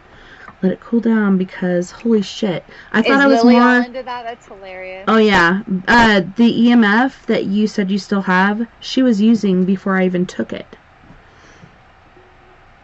Oh no. I feel bad. I took her toy. Oh, ghost toy. Oh, no worries. She's like, Mom, can we use this and this and that and that? And I'm like, I'm pretty sure I left that at Mia's house, but I haven't checked yet. And Mia said I did. But I just got word from our friend Steve Stockton, author, paranormal investigator, all around awesome guy. I don't even know how he does what he does. But he said, Tessa, I'm having technical issues. Oh my god, this didn't even come through till just now. Mercury That is the Mercury.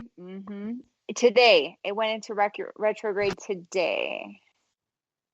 Expect he's- delays and technical difficulties and exes and people that you don't want to talk to, just like bombarding your social I know, isn't that media. so weird? And that usually happens with me, so. Unless you're not popular like me, nobody contacts me. Right? But Mercury, my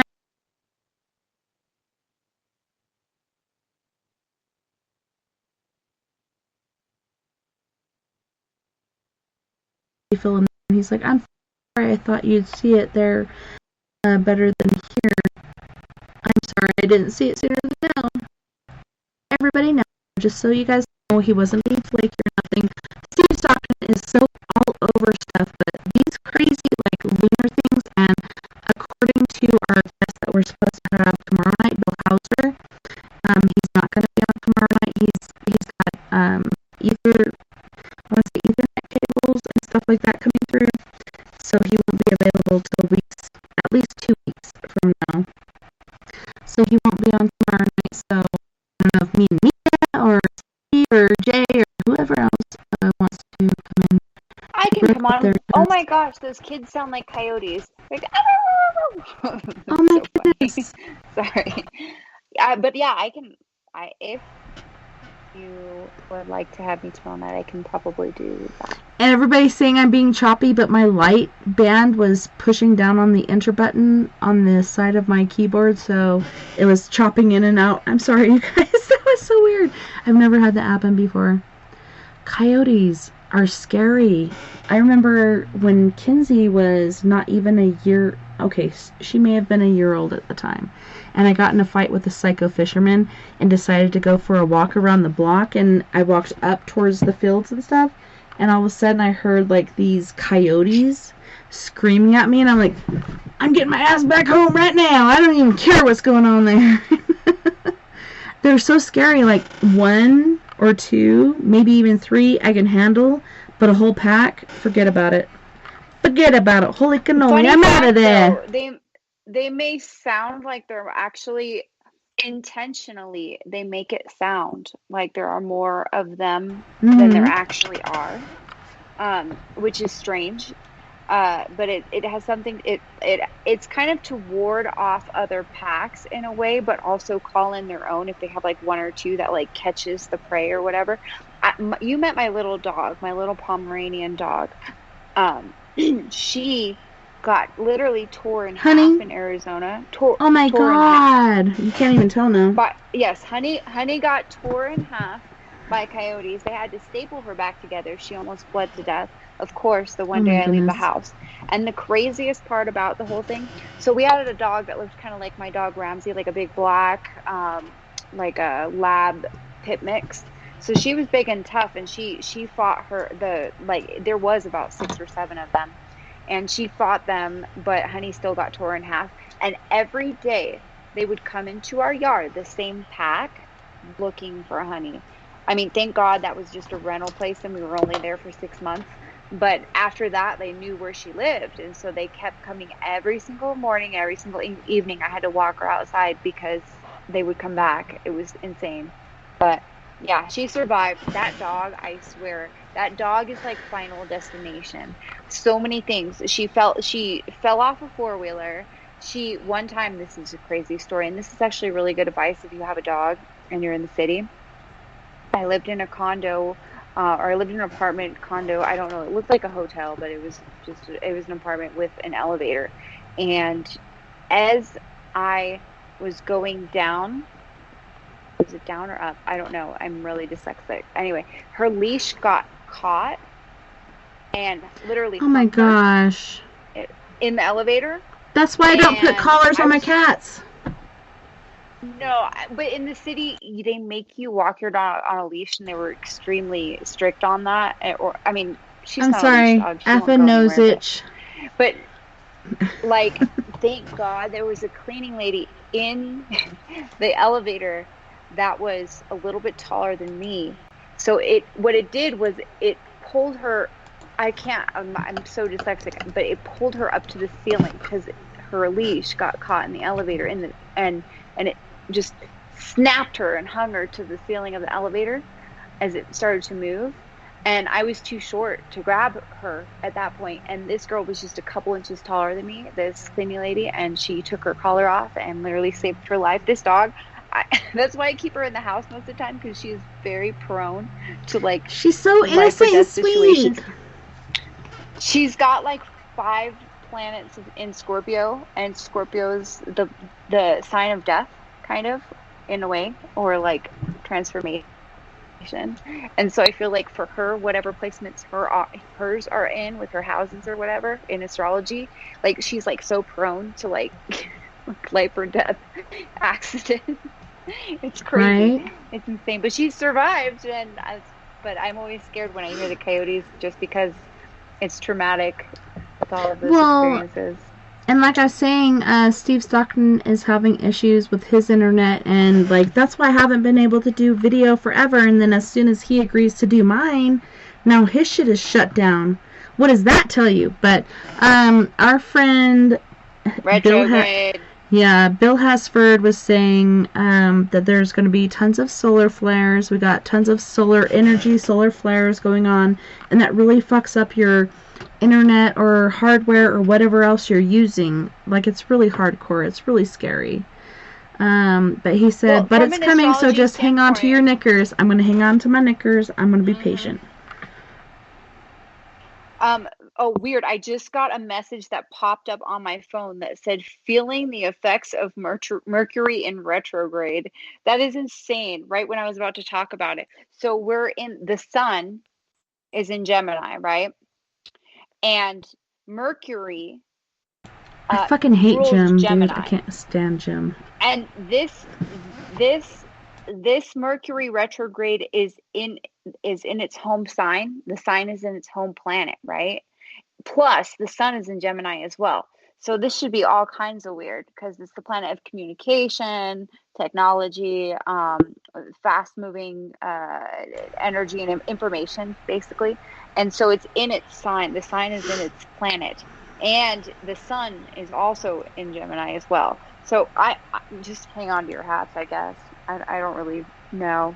I'm into astrology, but I can't say that I'm an astrologer, because there's so much depth to it. But it will be very, very strange, and it could be really positive depending on how you use it. But it's definitely a time for reflection and reorganization, because it always is, but not necessarily action.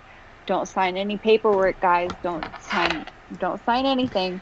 Yeah, don't sign shit. Astrology. Am I chopping up still, Jose and Nick? Because I don't think so. I will karate chop somebody's motherfucking head off. Yeah, don't sign any contracts. These times are so crazy. Like, there's so many crazy things going on. Even with taxes, like, we're doing our taxes, and then it looked really ill and nil, and we're just like, wow. Where do we go from here? And he's like, guess what? The government's being cool this year, and all you have to do is copy and paste last year's income and deficits. And we're like, seriously? So it put us up like, dude, we get like a return of $9,000 something, which of course we split. Otherwise, nothing else is fair. But that's yeah, really good. Mm-hmm. I will agree with that. There's some really good tax breaks that are going on right now. Yeah, H&R Block, totally worth it. Just do it. I'm not an America hater. I have to say, as much as like, we have to feel in some ways that, Australia, America, Canada, there are some countries that are, at least we're not in a third world. At least we're not in India right now. At least we're not in Israel. I know, and there's people that are like, hey, our hospitals aren't full, whatever, blah, blah, blah. Okay, so you're in a certain wing of the hospital. Let's say the emergency room of the hospital. Or if you're having a baby, you're in that wing of the hospital. Of course there's not going to be like a buildup and a corrosion of people on that length. Like, there's people in rooms where they're supposed to be. They're not here. This is false. This is fake. Like, I feel in no way that this is, because I have known people that have gotten it. Most of the people I know that have gotten it have lived through it, but there's other people that have died from it. Like, this to me is insane. I'm sorry about the choppiness before, Jose and Nick and everybody. my lamp that is on a little like bendy, stretchy sort of cord was sitting on my enter button, so it was like chop, chop, chop, chop. It was enter and exit, enter and exit, enter and exit. So hopefully it's working better now, but this has been so crazy. Like, the number of people, okay, so people are like, this is fictitious. The hospitals are saying they have more deaths from COVID-19 than were, originally suspected because they're being paid off, because they're paying more money for COVID-19 victims than anybody else. But guess what? They're suspecting that the numbers of COVID-19 deaths are way more than they even expected from the get-go. Like, this to me is hardcore crazy. Like, this to me is really real. The numbers are difficult, though. There are people that have died of other causes also. And there's so many stories. And the way they started it off with a lie, then it's going to be lies all throughout. So what are people supposed to believe? Because this is all built on a lie. Just like a relationship built on a lie. Like, it's just going to be like, what do I trust? What do I believe? It's going to be insecurities all throughout. It's like it was built by narcissists trying to confuse you. And what's the word that I'm looking for? Trying Sarcosis? What? Sarcosis? What was that? Sarcosis. No, what narcissists do is manipulating you and make you feel crazy. Mm-hmm. They make you feel crazy. What is the word I'm looking for? Pushing sarcosis? Like gaslighting, yes. Gaslighting. It's like we are being gaslighted. And it could be worse than we imagined or better than we imagined, or it could be, it's like a whole state of confusion and lies, but it really, I think it brings out the best in people and what I have noticed just in the collective consciousness of people, they are relying more on their own intuition and trusting your gut. It's so simple. Trust your gut. Yeah, I mean, you can be a very simple man, just a farmer in the middle of nowhere, and if your gut's to work out okay. Like, everyone is learning to rely on their intuition a little more. And I like that part of it, if I'm trying to be a little bit of an optimist about the whole situation. Well, I'm like, I'll tell you about my gut. Relying on their gut a little more. Like, after I did my second belly flop on a solid floor in 2 weeks. I'm going through this gate into the kitchen, belly flopped on the floor, and ever since then it feels like my gut area is expanding. So I'm like, did I bust my spleen or my kidney or my liver? Like, what's going on here? But it's growing instead of shrinking because I'm not eating as much. But Robert, I was just wondering, like, so in Australia, it seems like you guys have been very on top of things. Shutting things down, opening things up, like everything's been kind of clockwork orange, or maybe even yellow. Things seem to be working out pretty good over there, and your numbers are very low, right? Or am I wrong? Yeah, well, Victoria has just gone into the 4th lockdown because there were apparently 5 people that now have the virus. It's the Nigerian virus, which is apparently one of the, air quotes, super viruses that they've got now. So they're competing with that. They've locked down the entirety of Victoria, and New South Wales is now in a state of emergency because of all the mice plague happening over there. And there was a house that got burnt down because the mice got into the wiring and shorted it out and burnt a family's house down. And yeah, there's millions upon millions upon millions of these mice just running through the outback areas. And feels like my fucking house. I wanted to tell you my story about the mouse yesterday then. Oh my god, yes. Our houses are being overrun with mouses. The grease... I saved a mouse yesterday. Yeah. Oh, good for you. But I Greenies really are suggesting to relocate.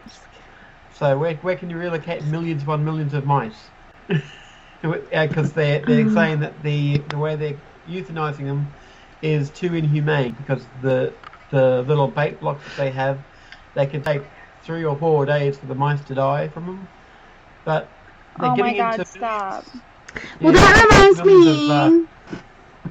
when I was in junior high school, I did a science project, and I used, what is it called? Antifreeze. So I used antifreeze instead of a snapping mousetrap to kill these things because I thought it was more humane, but come to find out, it's not as humane as I thought it was. Like, I thought it would be like, oh, they're going to drink from this and then they'll die really quickly. Instead of getting their heads snapped off and they're like trying to, fidget around and get free from it and whatnot. Just like when I was in grade school and I'm eating cereal and I see this mouse get snapped and I'm like, bleh. Like, I'll never eat cereal again, which I did, of course. But it was just so traumatic for me. So I'm like, I gotta find a better way, and this was not it. Like, antifreeze, I bought a whole big thing of it. I know I used just a capful and tried this out, and it was not more humane. I thought it would because, it's like, Kool-Aid, and it must be nice, they don't really know what's happening, and they'll just die from it. Which in reality is like kidney failure, and it's so, so, so bad. I'm sorry, Mises to pieces. What do you do? But yeah, science experiment, hypothesis, I've proven wrong. Fail. Well, okay, I gotta tell you my mouse story. Can I tell you my mouse story about last night? Because I can't even believe how relatable this whole conversation is. And I felt really stupid for this, but I go outside to get the dog food out of my car. Well, actually, I had Ross do it because I was lazy and it was heavy. And so, but he came back in and I opened the door. And you know how mice are very quiet usually around people? They don't make a sound. You don't know they're there unless you see them scurrying on the floor, right? Unless they're underneath my toaster and my bread bags or my chips or some shit. Like, I don't know. Well, exactly. They don't vocalize. And so I walked outside, and there's these two little trash cans right outside my steps that we put our little trash bags in.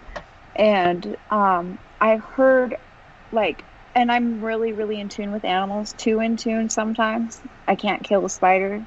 And so I go outside and I hear this little scream of an animal, and I thought it was under the porch. And then I look in the trash can, and there's these two. It was screamed. It heard me, and it got louder. It was like, "Help me!" It said, "Help me!" Okay, he said, "Help me! Help us! Help me!" And so I look in the trash can, and there's these two little mice on a sticky, those sticky mouse traps, and they're both alive. Sad. And I was like, I went inside. Those to me are so inhumane. Like, where's the clacker? Just the clacker. If you get it, you get it. If you don't, you don't. But the sticky thing, that is bad. That is inhumane to me. So bad. No, and it was right outside my house, so I had to live with this stupid. I'm a Pisces, so my guilt complex comes in. I come inside, and I just kept thinking, I'm like, it's a mouse. I kept telling myself it's a mouse, and then I'm like, I can't do this. I can't do this. I'm too much of an empath, and I'm too much of an animal person. I started bawling, and I came outside.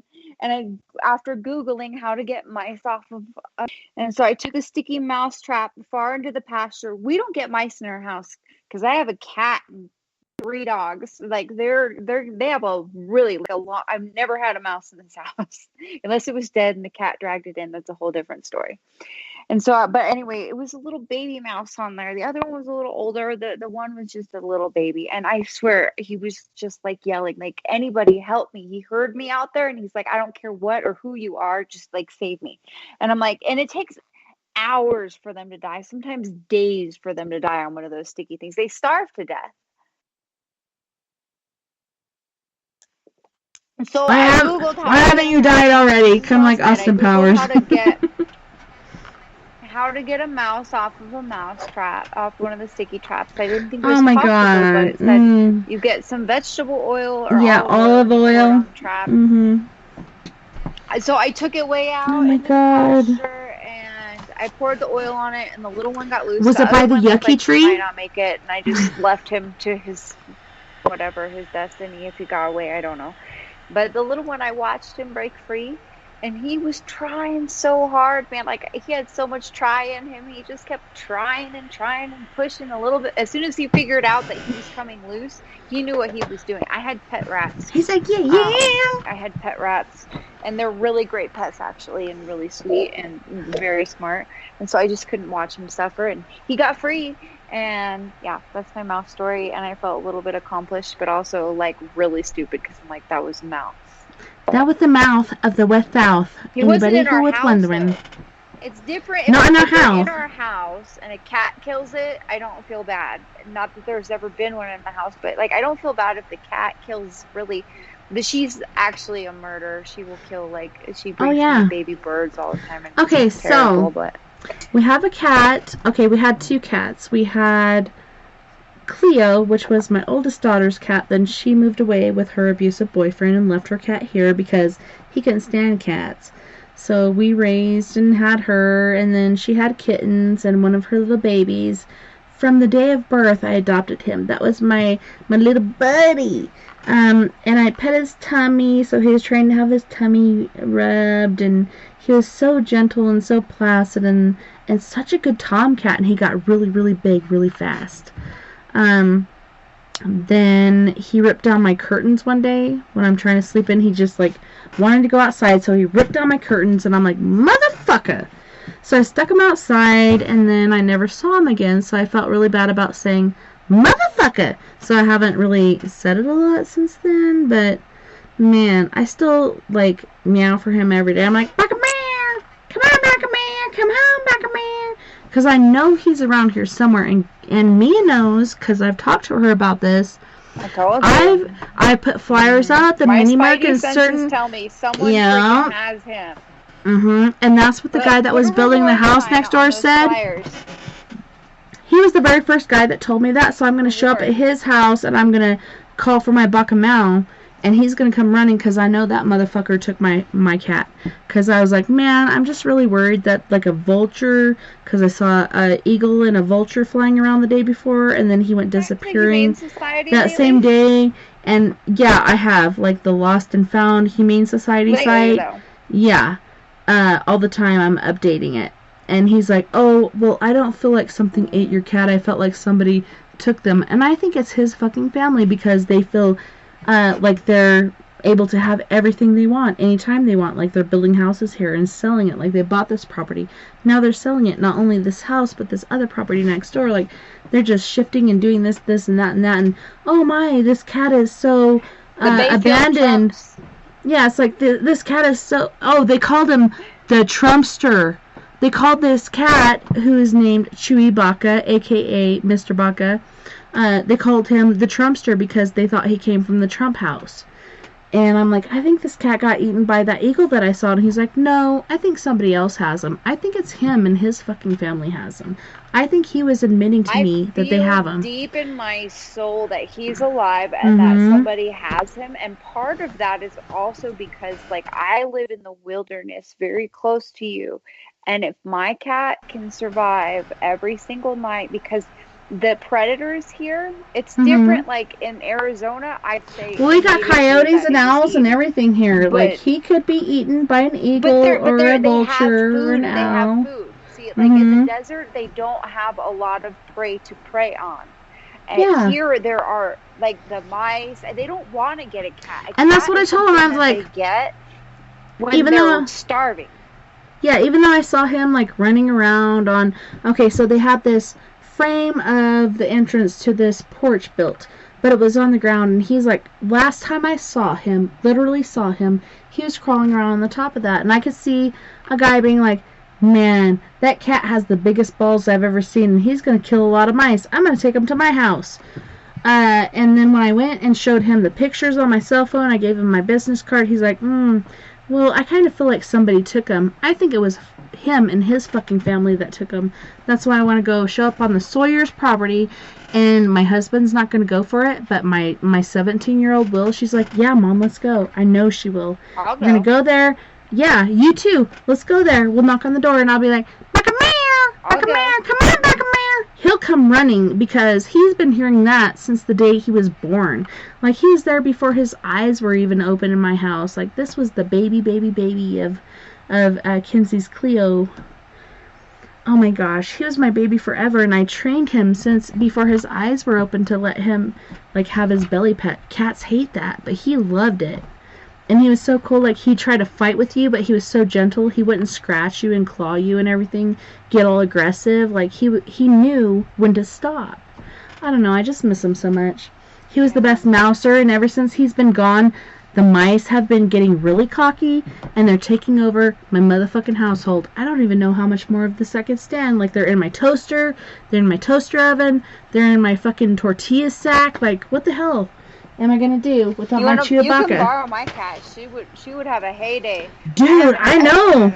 After meeting her and seeing her eyeballs go crazy. The doors open. Yeah, my cat she's like opens the door in and out as she pleases because she's freaking smart. She opens any door she wants and comes in and out as she pleases. She's basically like a roommate, and I've never had a mouse in this house. The only thing I've had is she'll leave me like right in front of the door, like anything that she catches. Well, when I saw her, it's like she's on mushrooms or high on meth. I'm like, I was like, wow, look at her eyeballs. They're like mostly black, and I'm like, holy shit, like, she's totally on hunter mode. And you're like, yeah, I told you so. Like, she's in hunter mode right now. And I'm like, holy shit tards. Like, you know, generally they go in and out, but she was just like, boing, boing, boing, boing. She's nice. Like, even when she was biting at me, she's gentle. Like, she's very black and white, but she won't, same with me, like, I'll rub her belly. She won't, like, hurt me. She'll just kind of, when she's in hunt mode, you can't really pet her as much. She won't hurt, she won't scratch, she won't bite hard or anything, but, like, that is a mouser. Like, that is a gangster cat. I'm not even a huge cat person. I got her as an outdoor, as a barn cat, and then she just melted my heart because she's actually extremely sweet but very pushy. Yeah. And, she'll jump up on me at night like, you will love me. It is time for my attention. And I'll push her down and she won't move. Like, most cats will jump down and then eventually she'll jump down and then she'll come right back. She's like, no, it's time for attention. Like, she's crazy. Well, it's so funny because, like, my daughter, she got a total res cat, and we know it's a res cat because when they fix cats on the reservation, they'll chop their ear. So it's got one long ear and one chopped ear.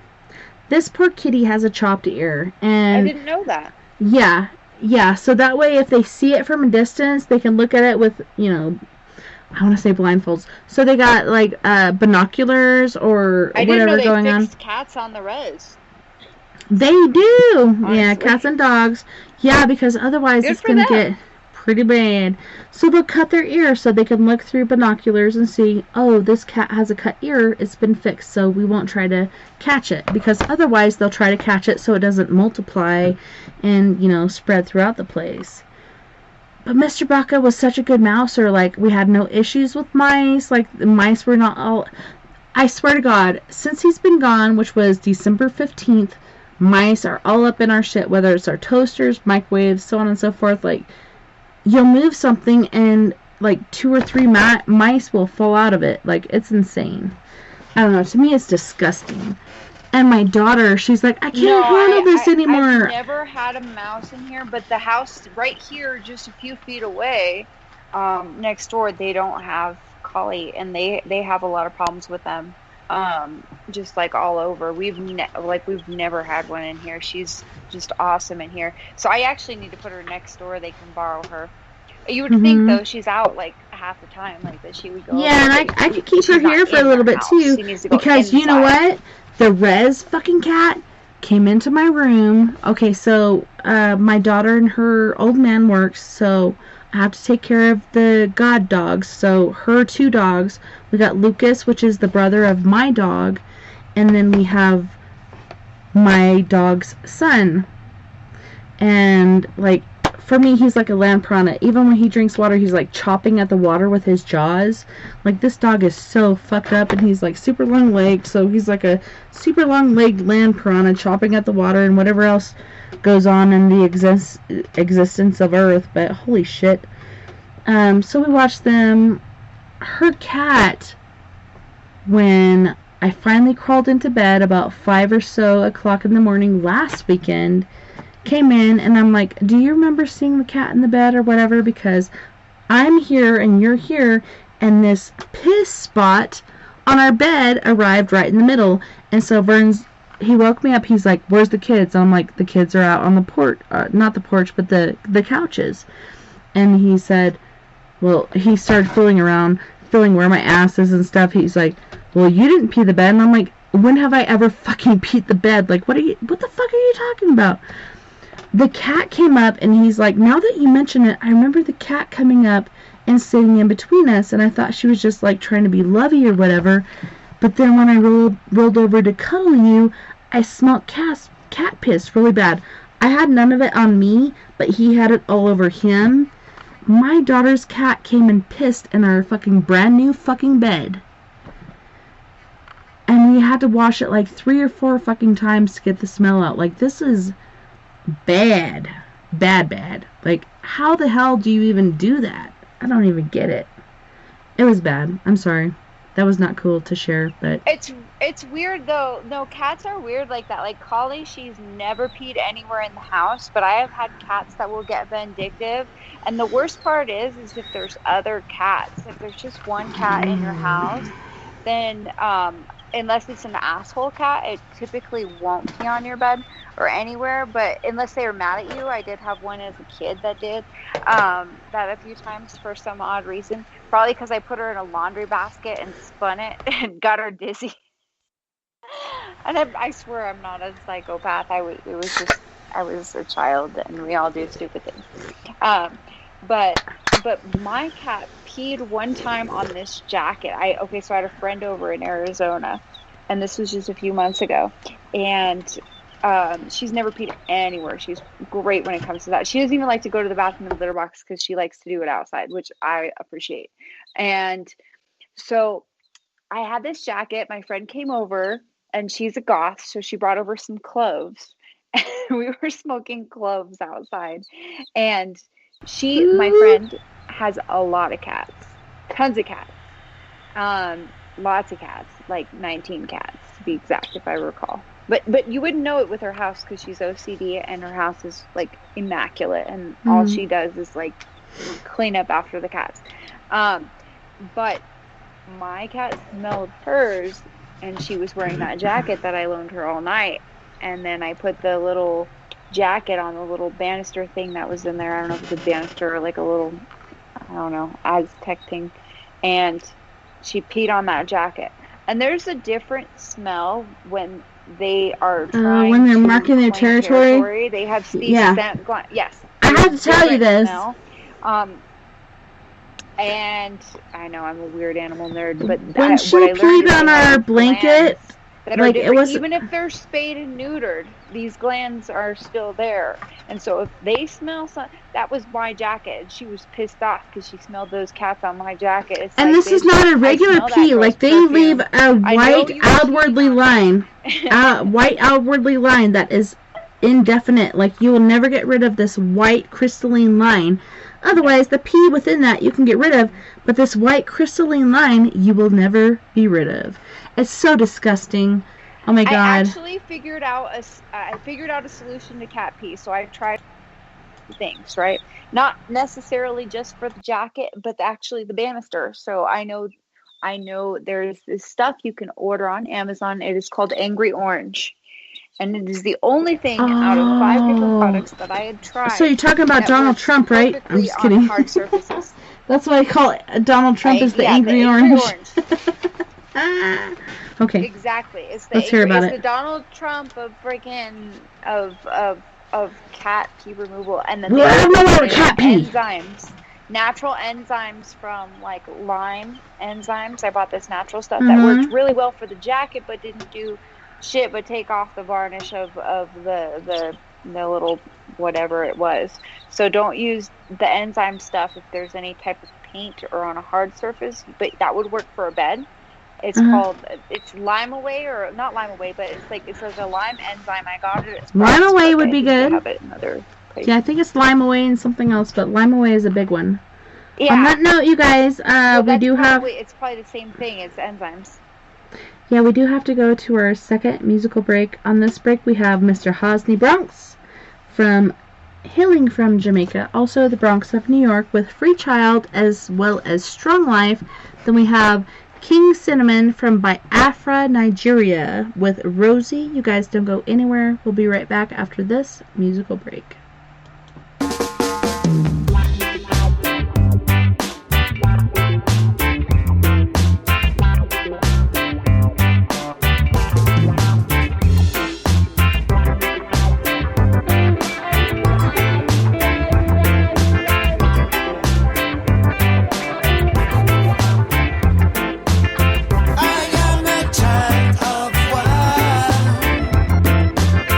Who decided this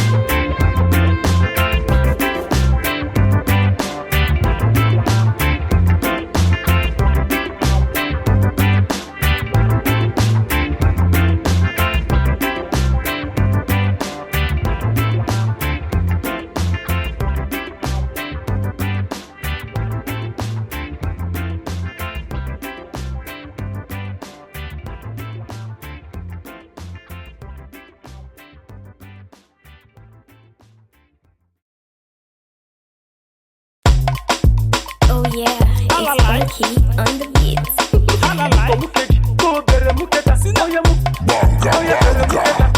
Suck my boobs, you got my body loose. Anytime you talk me, you got me confused. Suck my boobs, you got my body loose. Anytime you talk me, you got me confused. Cinnamon, cinnamon, do it softly. I said you wine your body, eat the sweetie, sweetie. Make it rock my body, I am feeling horny. Make it touch my body, I am feeling sweetie. Suck my boobs, you got my body loose. Anytime you talk me, you got me confused. Suck my boobs, you got my body loose. Anytime you talk me, you got me confused. All my men, they wear out. All my guys, they wear out. Imarama, Imarama, Rosie. Imarama, Imarama, Rosie. All my men, they wear out. All my guys, they wear out. Imarama, Imarama, Rosie. Imarama, Imarama, Rosie. Muko mukeji, go bere muketa. Oya muko mukeji, oya bere muketa. Daddy mu ekon, omo ni pe mukeji. Daddy bere muketa, omo ni fún mi lẹ́yìn. Daddy fisi fisi, omo ni ẹjọ́. Daddy saucy saucy, omo ni ẹjọ́. Daddy kosi kosi, omo ni ẹjọ́. Daddy turn pussy, omo ni ẹjọ́. Daddy and his baby, them dey for corner. Daddy begin the touch and the girl dey holla. Now daddy begin the open the shirt collar. Now something come out, daddy begin the suck am. Daddy mu ekon, omo ni pe mukeji. Daddy bere muketa, omo ni fún mi lẹ́yìn. Daddy fisi fisi, omo ni ẹjọ́. Daddy saucy saucy, omo ni ẹjọ́ ẹjọ́. All my men they gbero, all my guys they gbero. Imarama, Imarama, Rosie. Imarama, Imarama, Rosie. All my men they gbero, all my guys they gbero. Imarama, Imarama, Rosie. Imarama, Imarama, Rosie. Suck my boobs, you got my body loose. Anytime you talk me, you got me confused. Suck my boobs, you got my body loose. Anytime you talk me, you got me confused.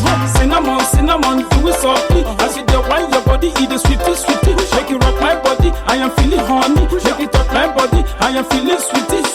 Suck my boobs, you got my body loose. Anytime you talk me, you got me confused. Suck my boobs, you got my body loose.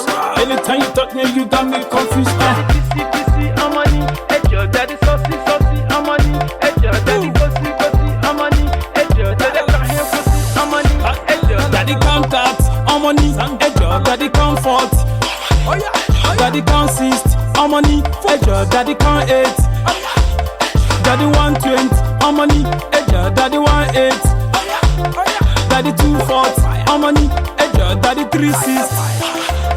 Daddy and the baby, them there for corner. Daddy begin the touch and the girl they holla. Daddy begin the open the shirt collar. I come to come, daddy begin the sucker. Daddy mu ekon, omo ni pe mukeji. Daddy bere muketa, omo ni fún mi lẹ́yìn. Daddy fisi fisi, omo ni ẹjọ́. Daddy saucy saucy, omo ni ẹjọ́ ẹjọ́. All my men they gbero, all my guys they gbero.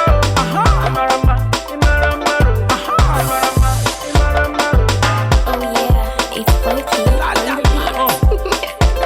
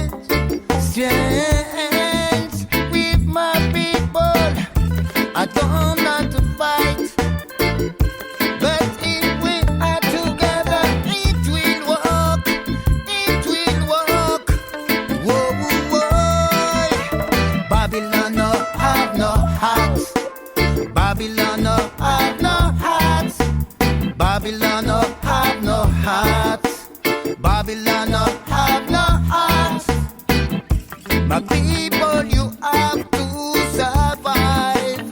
Yeah. You must rebuild you and make your own way. You must not give up. The beginning of the revolt will start.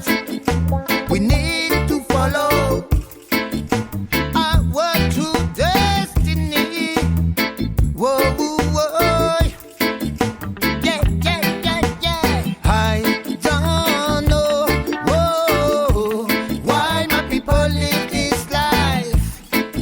I don't know, whoa, why my people live this life.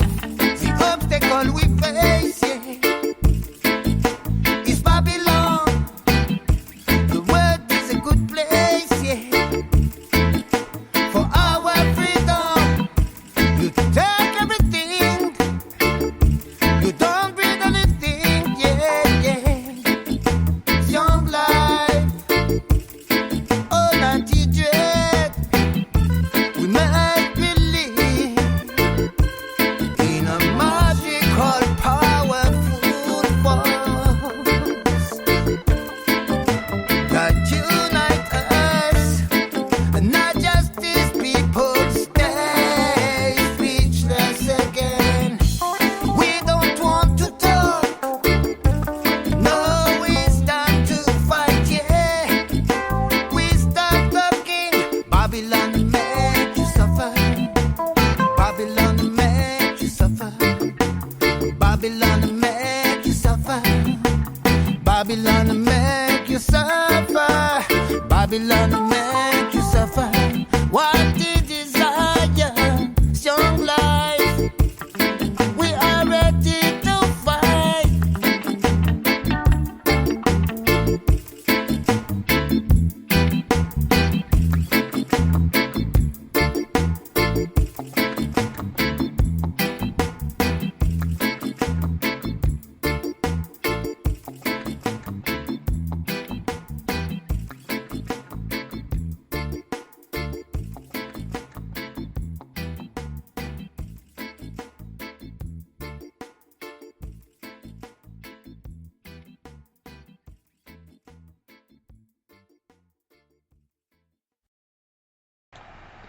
Welcome back, and thank you so much for joining us tonight on We Are Paradox Media's Late Night in the Rockies. Tonight we are joined by psychic medium Mea Savage. We're also joined by weekday host Jay Davenport, Diecast Dave, aka Sleepy Dave Davenport, as well as Robert White, who is an astral traveling dark spirit ass kicker. You guys, welcome back, and thanks so much for hanging out with us. And like I said before, I feel really bad we haven't heard a lot from Jay or Robert, because I think me and Mia are just like excited about our experience and kind of going over that. But Robert or Jay, if you guys want to talk about anything, just let us know. We'll be quiet for a second, or 5, or whatever you need. Is that possible? I think so.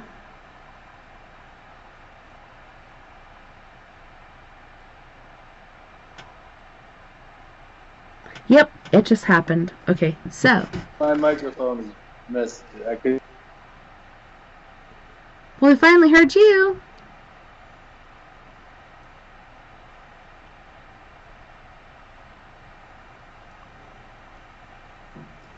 And then he goes quiet again. Well, he did say his microphone's messing up, so go ahead. Okay. Got the new camera for the eclipse that happened the other day on Wednesday, and it came out really good with some of the photos that came out. I've been practicing a couple of days before, but 2 days after is when the clearer lens came in too. So it would have been perfect for what was happening up there, because the lens I was using has something, I don't know if it's a fungus or something or other inside the lens itself. Oh, Sort no. of got 3 dots that keep appearing on most of the shots. But with this new camera, it must filter it out somehow, because it hasn't been showing those up. That is It's weird. the same size lens. It's clear. So it could be like something that, like, automatically when you ordered it and it arrived, there's some sort of leak where the humidity got in or something like that happened, or maybe there's something following you around. It's hard to tell. But yeah, maybe you should I've had that lens since up in the far north where there's a lot more humidity and rain and stuff, Mm-hmm. so it may have happened up there. And it's just grown on the lens and just stuck there. There's no way to open it up without taking it into a specialist, and specialists will cost more than what the lens costs. Yeah, just order a new one.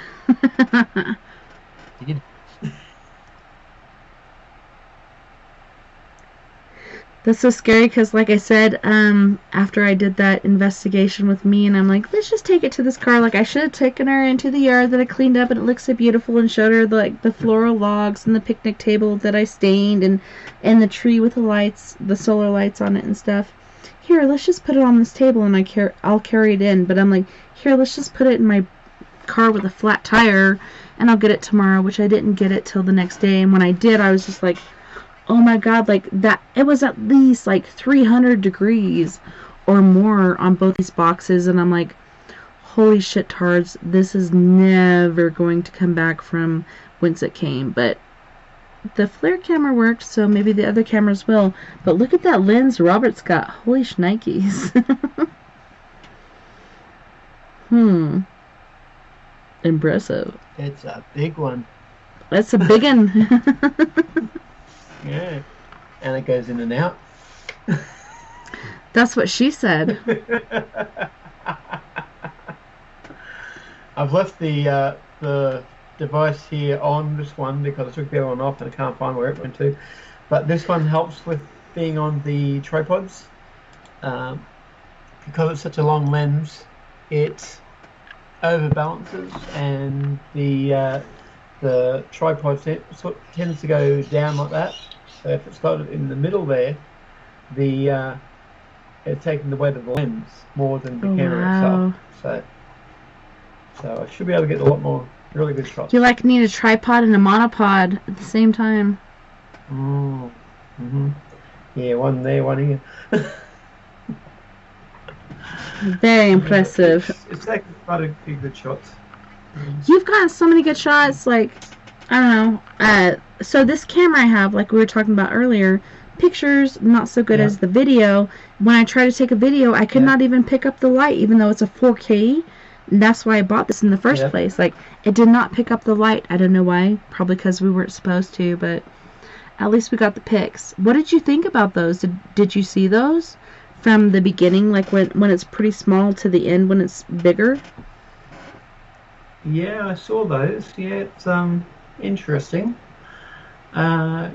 Definitely couldn't be a plane because, as you said, planes don't move that fast. And if you'd caught it doing one of those zigzags, that'd be impressive too. But all we see are the streaks just going straight. Yeah, it's interesting. Yeah. Yeah, I was surprised. Here, I took it the other day. It's of a house up on top of the mountain that's burning at the moment. Oh God, it's burning right now? It's on fire? Well, the mountain is down way down below from where this house is. But I sure hope they have homeowners insurance. Yeah, they had been doing back burning, but I don't know if this is still that or if it's a fire that somebody else has lit and it's gotten away from them. Because I haven't found any information on more back burning recently. That's why I had to lock myself away last night, because all the smoke had started coming down from the mountain into here. And me with asthma, not really good for lungs. Wrap a wet sock around your face. You're like, fuck this. I'm moving to America. I know, my husband today, he's like, guess what? We don't have to wear masks in Walmart anymore. So he's running around without one, and I still have mine on because I don't trust anybody. I don't care what they say. I'm going to do what I feel is right. So. Exactly. Yeah, I may be being muted, even though more people can hear me than him, because I'm a loud bitch. But yeah. I don't feel muted at all. Like, I feel like I'm trying to protect myself. I don't know. Okay, so here in Bayfield, it's a small environment, so there's very few people in there. If there's a lot, I will put a mask on. If there's not, these days, I've caught myself a couple times not wearing it because I forgot it. But otherwise, I do wear it because I don't trust them and what they say. Nay.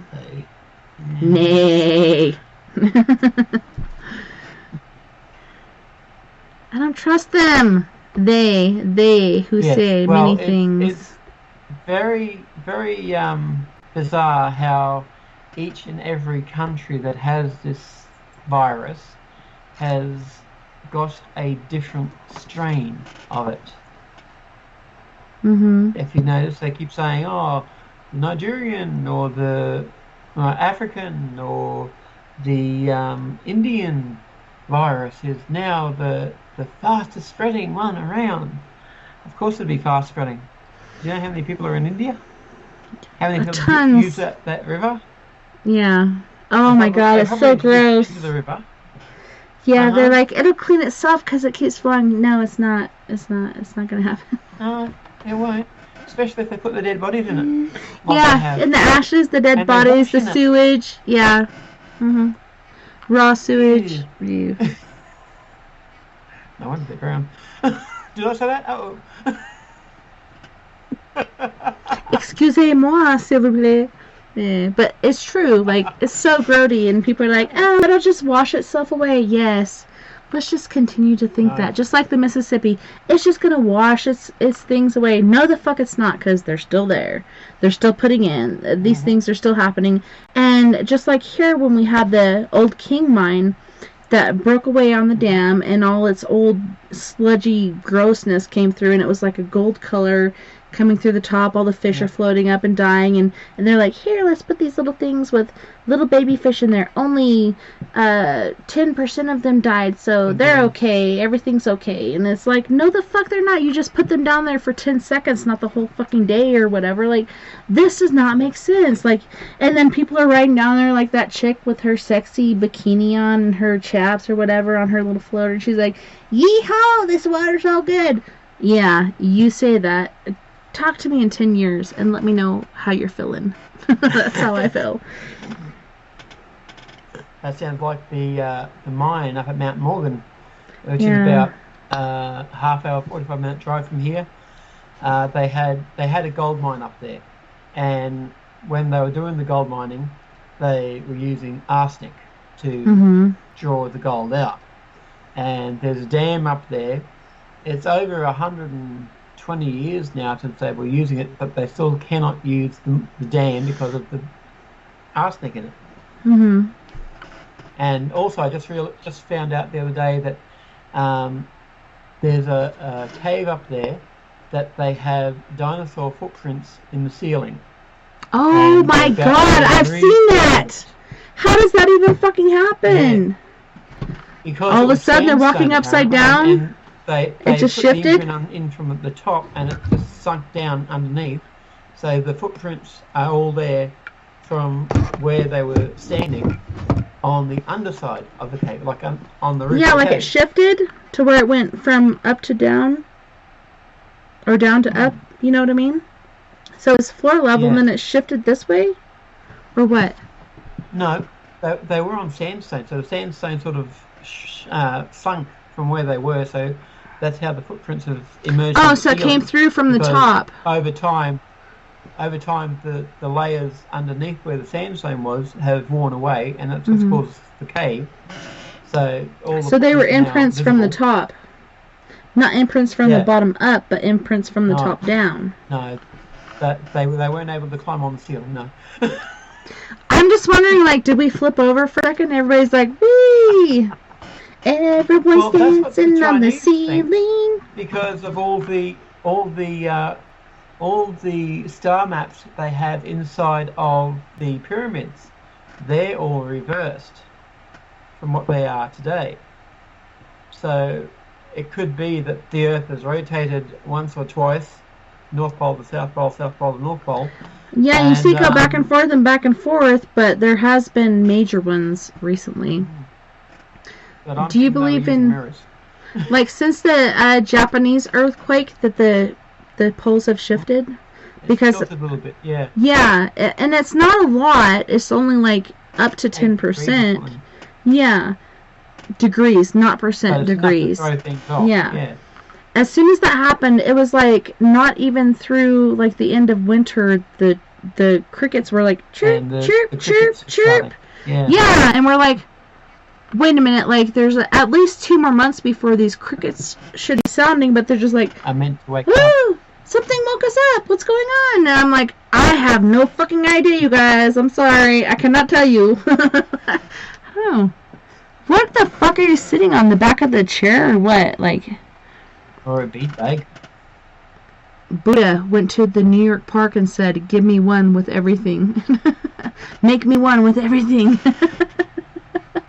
That's what he reminded me of, Sleepy. Up there on your throne or whatever the fuck that is. I wish I had one of those.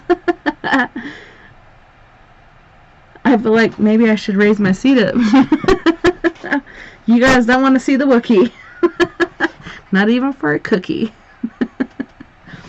Ooh. Yeah, exactly. Oh, you heard that. No, that's the ottoman I'm sitting on, see? That was awesome. You look so comfortable. The picture you were talking about. Huh? Yes, that thing that you said was by my leg or whatever. Yes, that's the only one that I took with a flash. And you're like, were you pointing a flashlight? I'm like, no. I had the SLS camera in this hand, and my cell phone in this hand, taking a flash picture. My head. It's by the big apparition, the weird thing. It's by his leg. It's on your leg, dude. It's on your leg. Okay, here. Oh, you mean from the actual picture? Yeah, let me send this to the thing real quick. Yeah. Because no, this was on the back of your leg, dude. Those pants have nothing reflective on them. Those pants have literally nothing reflective on them. Now, I had to look at the pants because sometimes there's like a logo that'll shine. But there was no flash. I'm sending it right now, and Nova's like, did she have like an emblem or something on the back of her leg? And I'm like, no, she didn't. Like, I checked out her ass and the legs earlier. That did not happen. Like, look at this shit. Like, it's right above the back of your left kneecap on your thigh. Check this shit out. And tell me, what the fuck is that? You can see my flash where it's flashing on the tree. It's flashing on you. This is not flashing directly on your fucking leg. What the fuck is this? You see the tree and you see the full moon in the left-hand background? Otherwise, what the fuck is that on your leg? That is what I've been wondering. Like, what the fuck is that? That doesn't make any sense. Do you see it? It's coming through right now. There was nothing reflective on my leg, and there was no flash. And that's what I told her. I was like, I checked out her ass, I checked out her legs. There was no logo, nothing. Yeah, there's no logo, nothing on your leg. And I was like, no, there was nothing like that. It was just a pure gray, like, pantaloons she was wearing, like stretch pants. Nothing reflective or anything going on.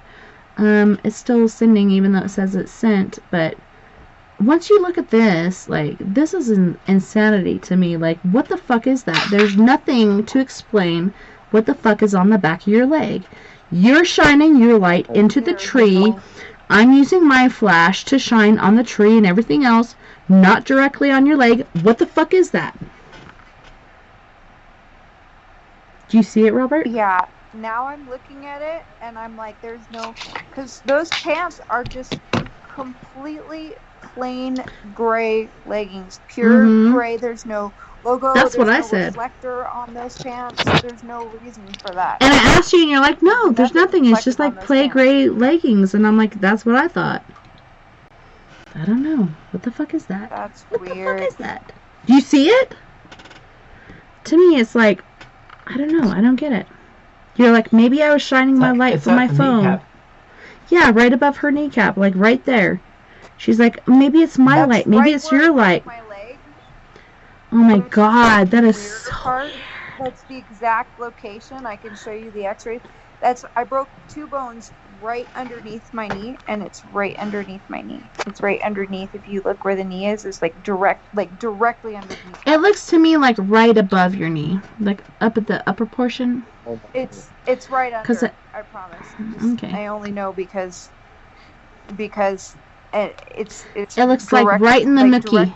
It's actually kind of to the side. The knee of nookie. The kneecap. It's like almost right at the kneecap, but like right to the Yeah, side. looks like right in the That's knee where I nookie broke to both me. of my bones right there.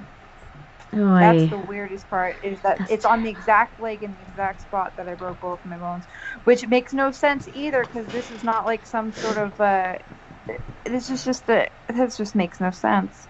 And Bern was like, because I shared those pictures that you shared of people that has said, hey, we've seen the same thing these bitches have. He's like, it's cool how you used that flash and it made the sky blue. And I'm like, dude, I didn't do that. That was a picture that Mea sent me that somebody else had took of something that looked kind of like what we took. I did not say I took a flash and it lit up the whole fucking sky. I said that there was a flash that made something light up on Mea's leg. That's it. Otherwise, that's the only time I used a flash. Even when we were taking photos of the UFO coming towards us, immediately, out loud, I said, turn off flash, make sure flash is off, and take pictures, because if you have the flash on, it's going to cause, like, radiation with the atmosphere dust and all this other shit. Like, it's going to pick up everything except for what you're wanting to shoot at. So, turn off flash, take a picture. And it was just, like, getting closer and closer and closer till no longer could I take a picture of it. We tried to record it. We both recorded it. We both and I have 4K video. 4K video. Like, this is high-tech fucking video, and it did not pick up anything. My pictures did. My 4K video did not. I'm so blown away. I'm still surprised. Like, we up 5 hours later, and your old man's like, where the fuck you bitches been? Of the video, and there's nothing on them. And usually when you use the video and there was no flash on, I made sure. In the second recording, I made sure. In the first recording, I didn't have it on it either. And I made sure the flash was off. When you record a video on an iPhone, it zooms in a little bit even. Like, it naturally kind of zooms in. And so it should be almost clearer or bigger in the video. But it didn't show up at all. Period.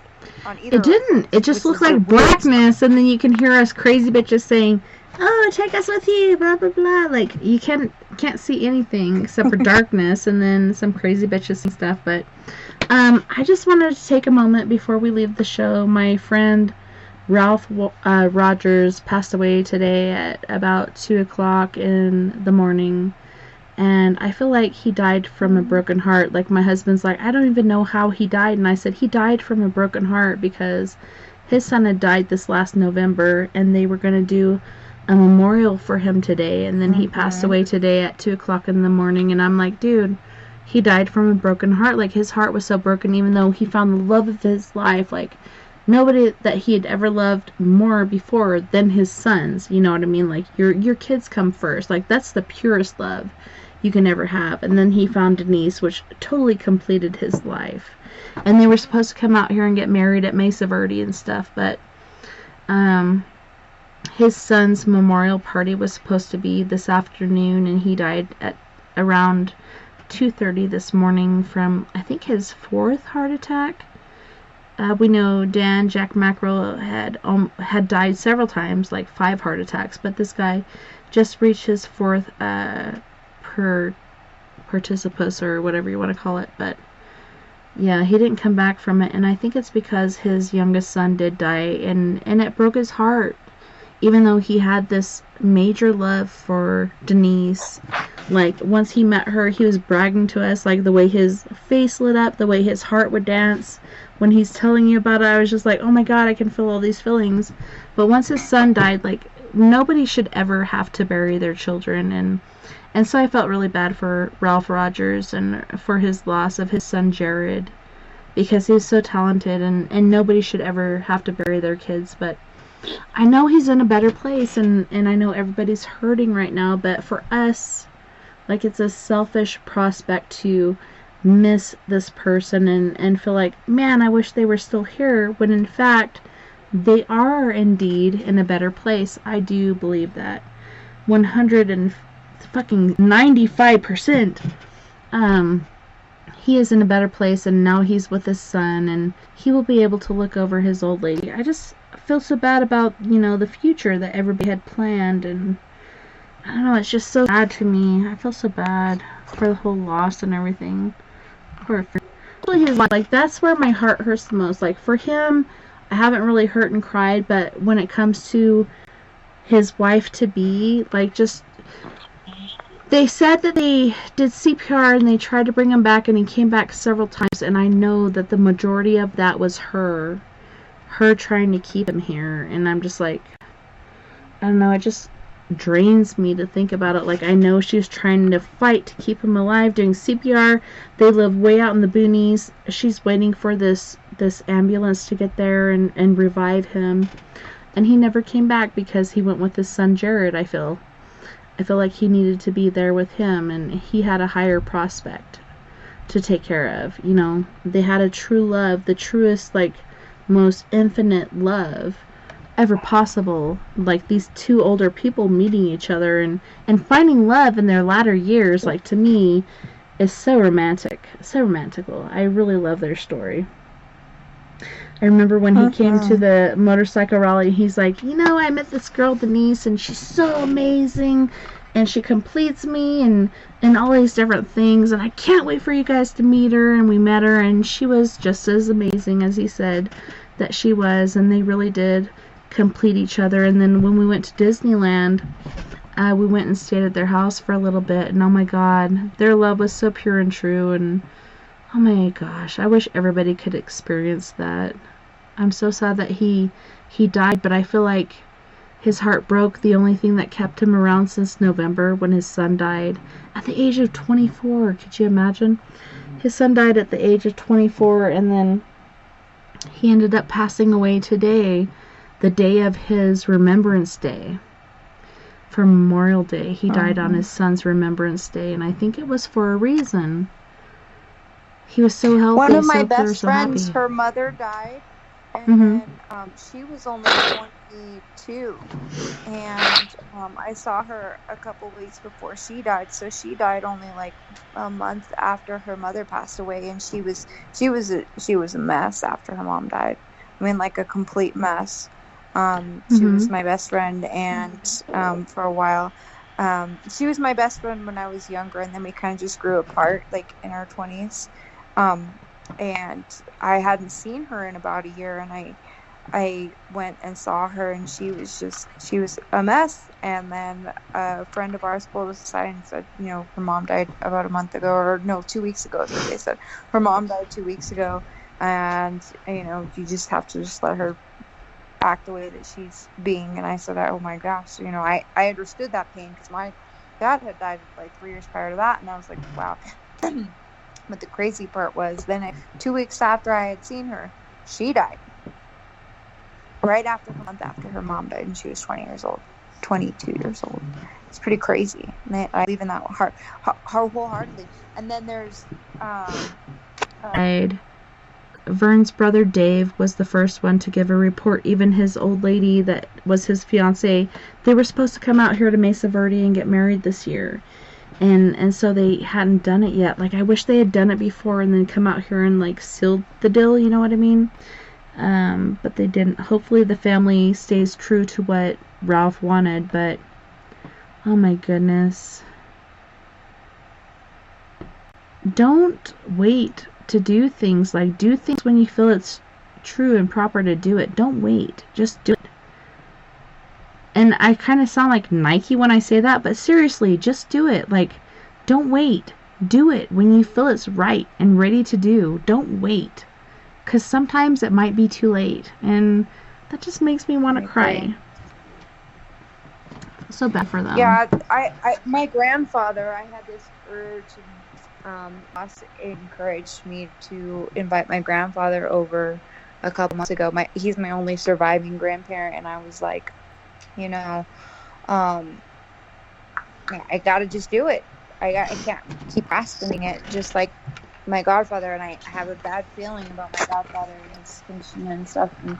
And we've all made that mistake. Not all of us, but I think many of us as adults have made that mistake where you didn't do what you wanted to do, especially with, you know, elder pull, and just procrastination is the devil. Sometimes. Idle hands makes the devil's work. don't get bored. Keep thinking of things to do, because otherwise the devil will come up with things for you to do. I don't know. It's interesting. Well, and you gotta look at this life as, hey, like, this life, regardless of past lives or anything else, at some point you have to release your ego and just do what you want to do, and not let certain things hold you back from doing them, because a lot of it is stupid, really. And you know, don't be afraid to embarrass yourself, or just I do that all the time. No, I'm just kidding. look at the long run. Look at the long run in any situation. Go ahead, Sleepy. What? Look at the long run circumstance. Was that Sleepy saying something? Handler? Yeah, sorry. I'm going to go for a minute because... well, we only have 17 minutes and 50 seconds before we're gone.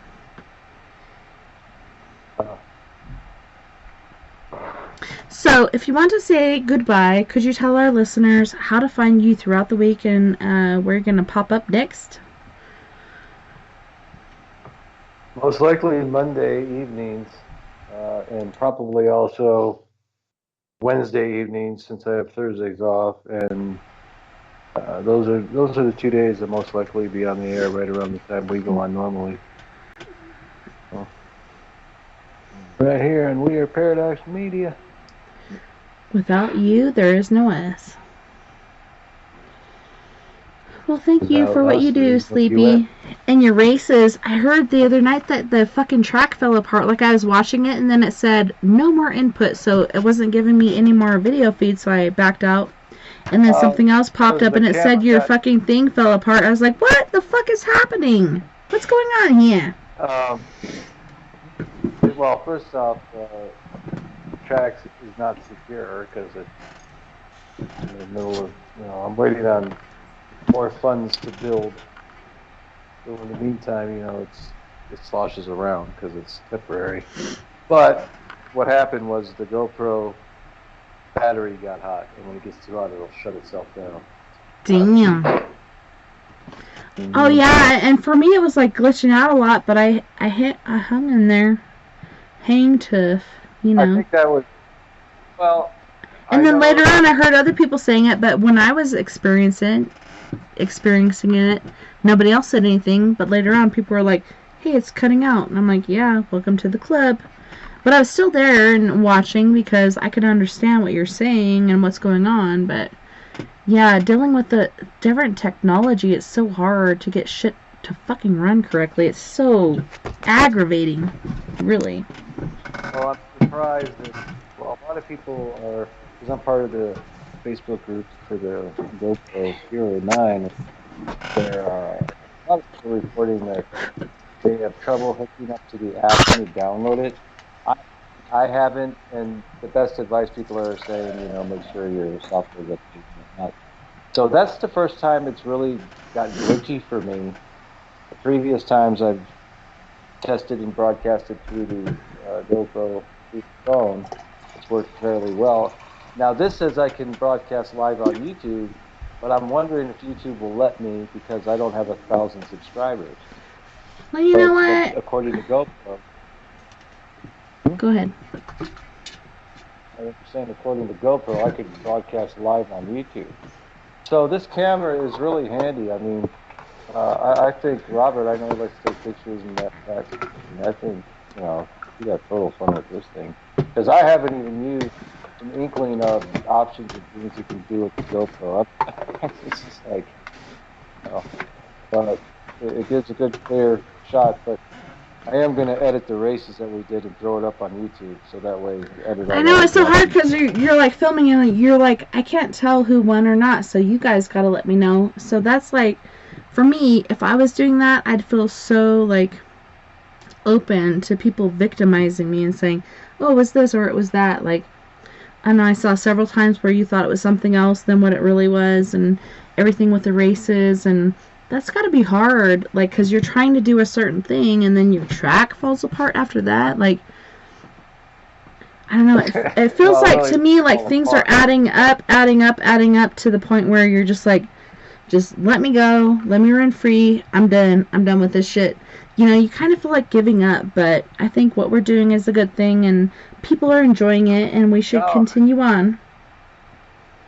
No, I like I said, I wasn't getting upset. It was just the camera battery got too hot. Yeah, I wasn't saying that. Your stuff was just glitching up, and then they said the track fell apart. I was like, oh shit, I'm glad I missed that. I didn't realize that was happening. See, I tell Melody, I said, you really should broadcast live with me. You can run the races. Oh, don't be sorry. There's nothing to be sorry about. I said, because, you know, the person who pushes the button to let the cars go, that's the whole race. Without you, there's no race. The cars are just going to sit there. I love her. Work the camera better. She's like, I'm sorry, Dad! You're like, it's okay. You can fix it next time. She does a great job. She helped me build a lot of stuff. And I know, I've seen her there along the way when you're building this shit, and she's like there at this side or whatever, and running around and doing this, and yeah. I think it was last night, maybe the night before, it was just kind of like a craziness happens sometimes. Like, you think you have all your shit together, and then all of a sudden it's like chink, chink, chink as far as the internet reception goes, and then your track flies apart. Like, there's so many different alterations and things that could happen. It's crazy to keep up with. So we're in our last 12 minutes and 22 seconds. Let's start with you, Jay. Where can people find you? Where you're doing your NASCAR races? Where can they send their cars, so on and so forth, for the car races? I'm not ready for anybody to send their car in. I'm well, where can they go to watch then? In the meantime, they just sit here. They wouldn't be fair. So I'm not gonna do any announcing for anybody sending a car until the whole thing's built. I have an idea of how I want it to go. Hey, I like, even if you need it, like during the weekdays, since I don't have to do homeschool anymore, I could be your sidebar, like, racer broadcaster person.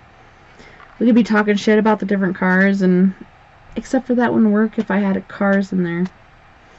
So I guess that wouldn't be fair. Maybe Mia could do it. I'm just kidding. Sorry, Mia. Do what? Sorry, so, do what? He does like match car races, as far as like the Hot Wheel cars go down the track and people racing each other and cutting each other off and whipping each other off the sides of the tracks, and it's generally just Sleepy doing it on his own. But if there was a female voice, like I said, I could do it, except for I have cars in the race that Sleepy has picked for me. But if you went in there and did it, like, there'd be some sort of, you know, openness, and somebody that's not like pushing for certain cars, you could be like, oh, look at that car, like, pushing this off it. Yeah. I understand what you mean. Yeah, that'd be cool. A Robert? I've always wanted to be an auctioneer. I think that would be fun too. When I was a little kid, oh my god. Making another left turn. Yeah, right. And another left! And then another! Hurry up for another left! And another left! Well, it's funny that you said that, Mia, because... Spicy meatballs! Around the back. Oh no, it's blah, blah, blah. I don't know. Spicy meatballs and noodles flying around the corner! Everybody's getting messed up! It was funny, though, when I was a kid, and I used to go to the auction with my grandparents, and the auctioneer was talking so fast, I was like, man, wouldn't it be cool to be that guy? So I could totally see you doing that, Mia. I couldn't see me doing that, because I cannot talk that fast. I'd be like, jibbity, jibbity, jibbity, jibbity. Look at that frontier, in the frontier. Exactly. You got it. I guess I could do it. And this person won $1 million. Yeah,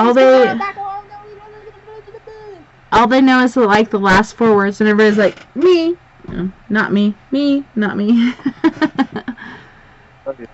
Voodoo happens on these tracks. I've seen some shit happen. Me too. I was like, I'm sorry, Jim. I didn't mean to play so dirty. Like, I didn't mean to do that shit. Like, that was unintentional. He's like, yeah, right. You prixie vermin. I think either you or Kendra ran over the cop that was standing in the middle of the road. Oh, yeah, you took off with somebody, like, lashed onto the back of your car, and you're like, oh, who is that lashed on there? I think I saw that last night or the night before. I'm like, who the fuck was that lashed onto the back of the car? Who the crap was that? Well, he shouldn't have been trying to put his fingerprints on the He's back like- light. Grabbing onto the back of it and, like, swirling along. He's like, hey, who's that? Ahead. Oh no, but he's coming around the inside. Who's really got 3 legs? We'll never know till we see right here on the next clip. Oh yeah, you should go to the YouTube channel Diecasting Racing. Look at Playing in Traffic episode 1. Ain't gonna do it, honey boo boo child. Okay, so Sleepy, or Jay, could you let our listeners know where to go to see your races and all these other things going on?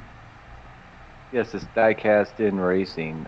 It's diecast, one word, then N-I-N-N Racing. Diecasting Racing League, that's also me, but there's no updated content on that one, so it's Diecasting Racing. And Robert, with your lovely, lovely stones and such. What about your channel? Could you tell our listeners where to find what stones you're buffing on and perfecting, or what? Like, what would you like to share with our listeners? I'm usually found on as battleliner@gmail.com on Facebook, and that's the same for the email, obviously, battleliner@gmail. I'm also on Skype, but I have no idea what my number is. Do any of us? No? Not really. Yeah. But I love him. I see him on Facebook. Mm-hmm.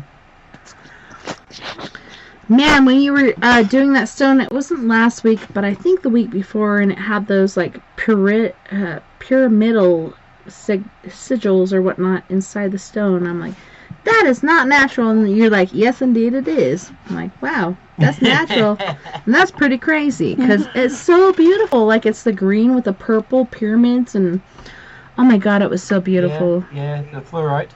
Mm-hmm. Yeah, I'm working on this one here at the moment. It's a piece oh my of god, amethyst, it's gorgeous. It's just about clear see-through. Once I've polished it up, it will be see-through. Mm-hmm. Oh my god, it's basically perfectly see-through, and those lines are for you to see intentionally. So gorgeous. Pretty. What about you, Mia? You got your music, you got all this other awesome stuff going on. Oh my gosh, where can people find you and your music, so on and so forth? My personal Instagram is or Facebook is spelled MEA, and last name is Savage. I believe I'm the only one. There could be others by now, but I don't know. Isn't it music for Savages? Which is on Spotify. Antidote for FOR Savages, and that is on Instagram, Spotify, iTunes, Apple Music, all of them places. It was so amazing to me because, like, Moon was like, hey, is that me over there doing this, like, music for Savages? And I looked over there and I saw the live video and I saw you moving around and it was super sexy and everything. I'm like, I don't think that is Mia. Like, that seems like Which so one? You were, like, on a front porch and you were wearing, like, a mask with feathers and you're kind of, like, dancing around and moving differently. And I'm like, it just didn't look like me, like, to me that it was you. Like, for me, I was like, no, I don't think that is Mia, because I don't even remember. Mia is different. I don't even know And so I looked at this link that Moon had shared with me, and I was like, no, I don't think that's her. And then later on, I found out it was you. I was like, are you fucking serious? Like, that was must so... have been my TikTok. Was it TikTok? It could have been, like, you're wearing it like your feather mask. I think that was the one that you showed me the other night where we picked up that cold spot on the roof and you're like, guess what's in here? And then you pulled it out and it was your mask from Madagascar or wherever the fuck you got it. I can't remember. But it was amazing. Venice. And what we got was it's Bastard. Italy. Was it Bastard Metal I gotta glue or? that piece back together. I have a weird thing for masks, I've realized. Probably because the movie The Mask, when I was a kid, was very, It wasn't Bastard Metal. What was it called? influential. Remember what the metal was called that we picked up? It wasn't Bastard. It was a. Oh. Oh, what? It wasn't Bastard Metal or anything like that. There was a certain name for it. Oh my god, oh my god, oh my god. I'm trying to think. I can't think of the name of the metal right now that we were picking up on. It was, I want to say Dork. It was not Dork. It was something like that, but not Dork. Damascus. And I said, Damascus, what is that? What is that? I keep picking up on Damascus. And there's a cold point in the corner. Damascus, cold point in the corner. And you pulled out this mask. And I'm like, well, I guess that could be it. But Damascus, like swords and stuff like that. Yeah. I was just like, what the fuck? And then you pull out this mask. And I'm like, yes, that's it. When in fact, like, it really actually wasn't all of it. It was just a portion of it. I don't know. It was so interesting. And same with the other team. And Yeah, there's weird psychology stuff behind masks. What I found out about masks, though, is like everywhere around the world, every continent in the world, ancient peoples use masks, but they all use them for very similar purposes, which was either for ceremonies, like shamans for like ceremonies, or for gatherings like parties. And so I'm just like, okay, well, that's really cool. I like that vibe. That's why like DJs and stuff wear masks. It's just I don't know. It's just it's cool. It's like humbling but empowering at the same time. I like. Well, now I have this all-purpose glue. We can glue your mask back together. We can glue my frogs back together. We got so many things we can glue with this dollar store all-purpose glue. Thank you guys so much for being a part of the We Are Paradox Media's Late Night in the Rockies Paradox Paranormal Forum. Thank you guys so much for sharing your links on where to go, what to do. Is there anything else you guys want to share real quick back before we head out upon the prairie?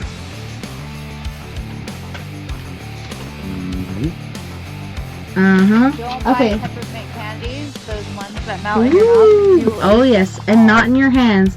Definitely in your mouth. Yes, we talked about that the other night. Those are the bestest in the westest. Well, I want to thank you so much to my guests. Almost gone. Jay Davenport, we got Miss Mia Savage, we got Robert White, and I think that's all we had tonight, besides my freaky deaky self.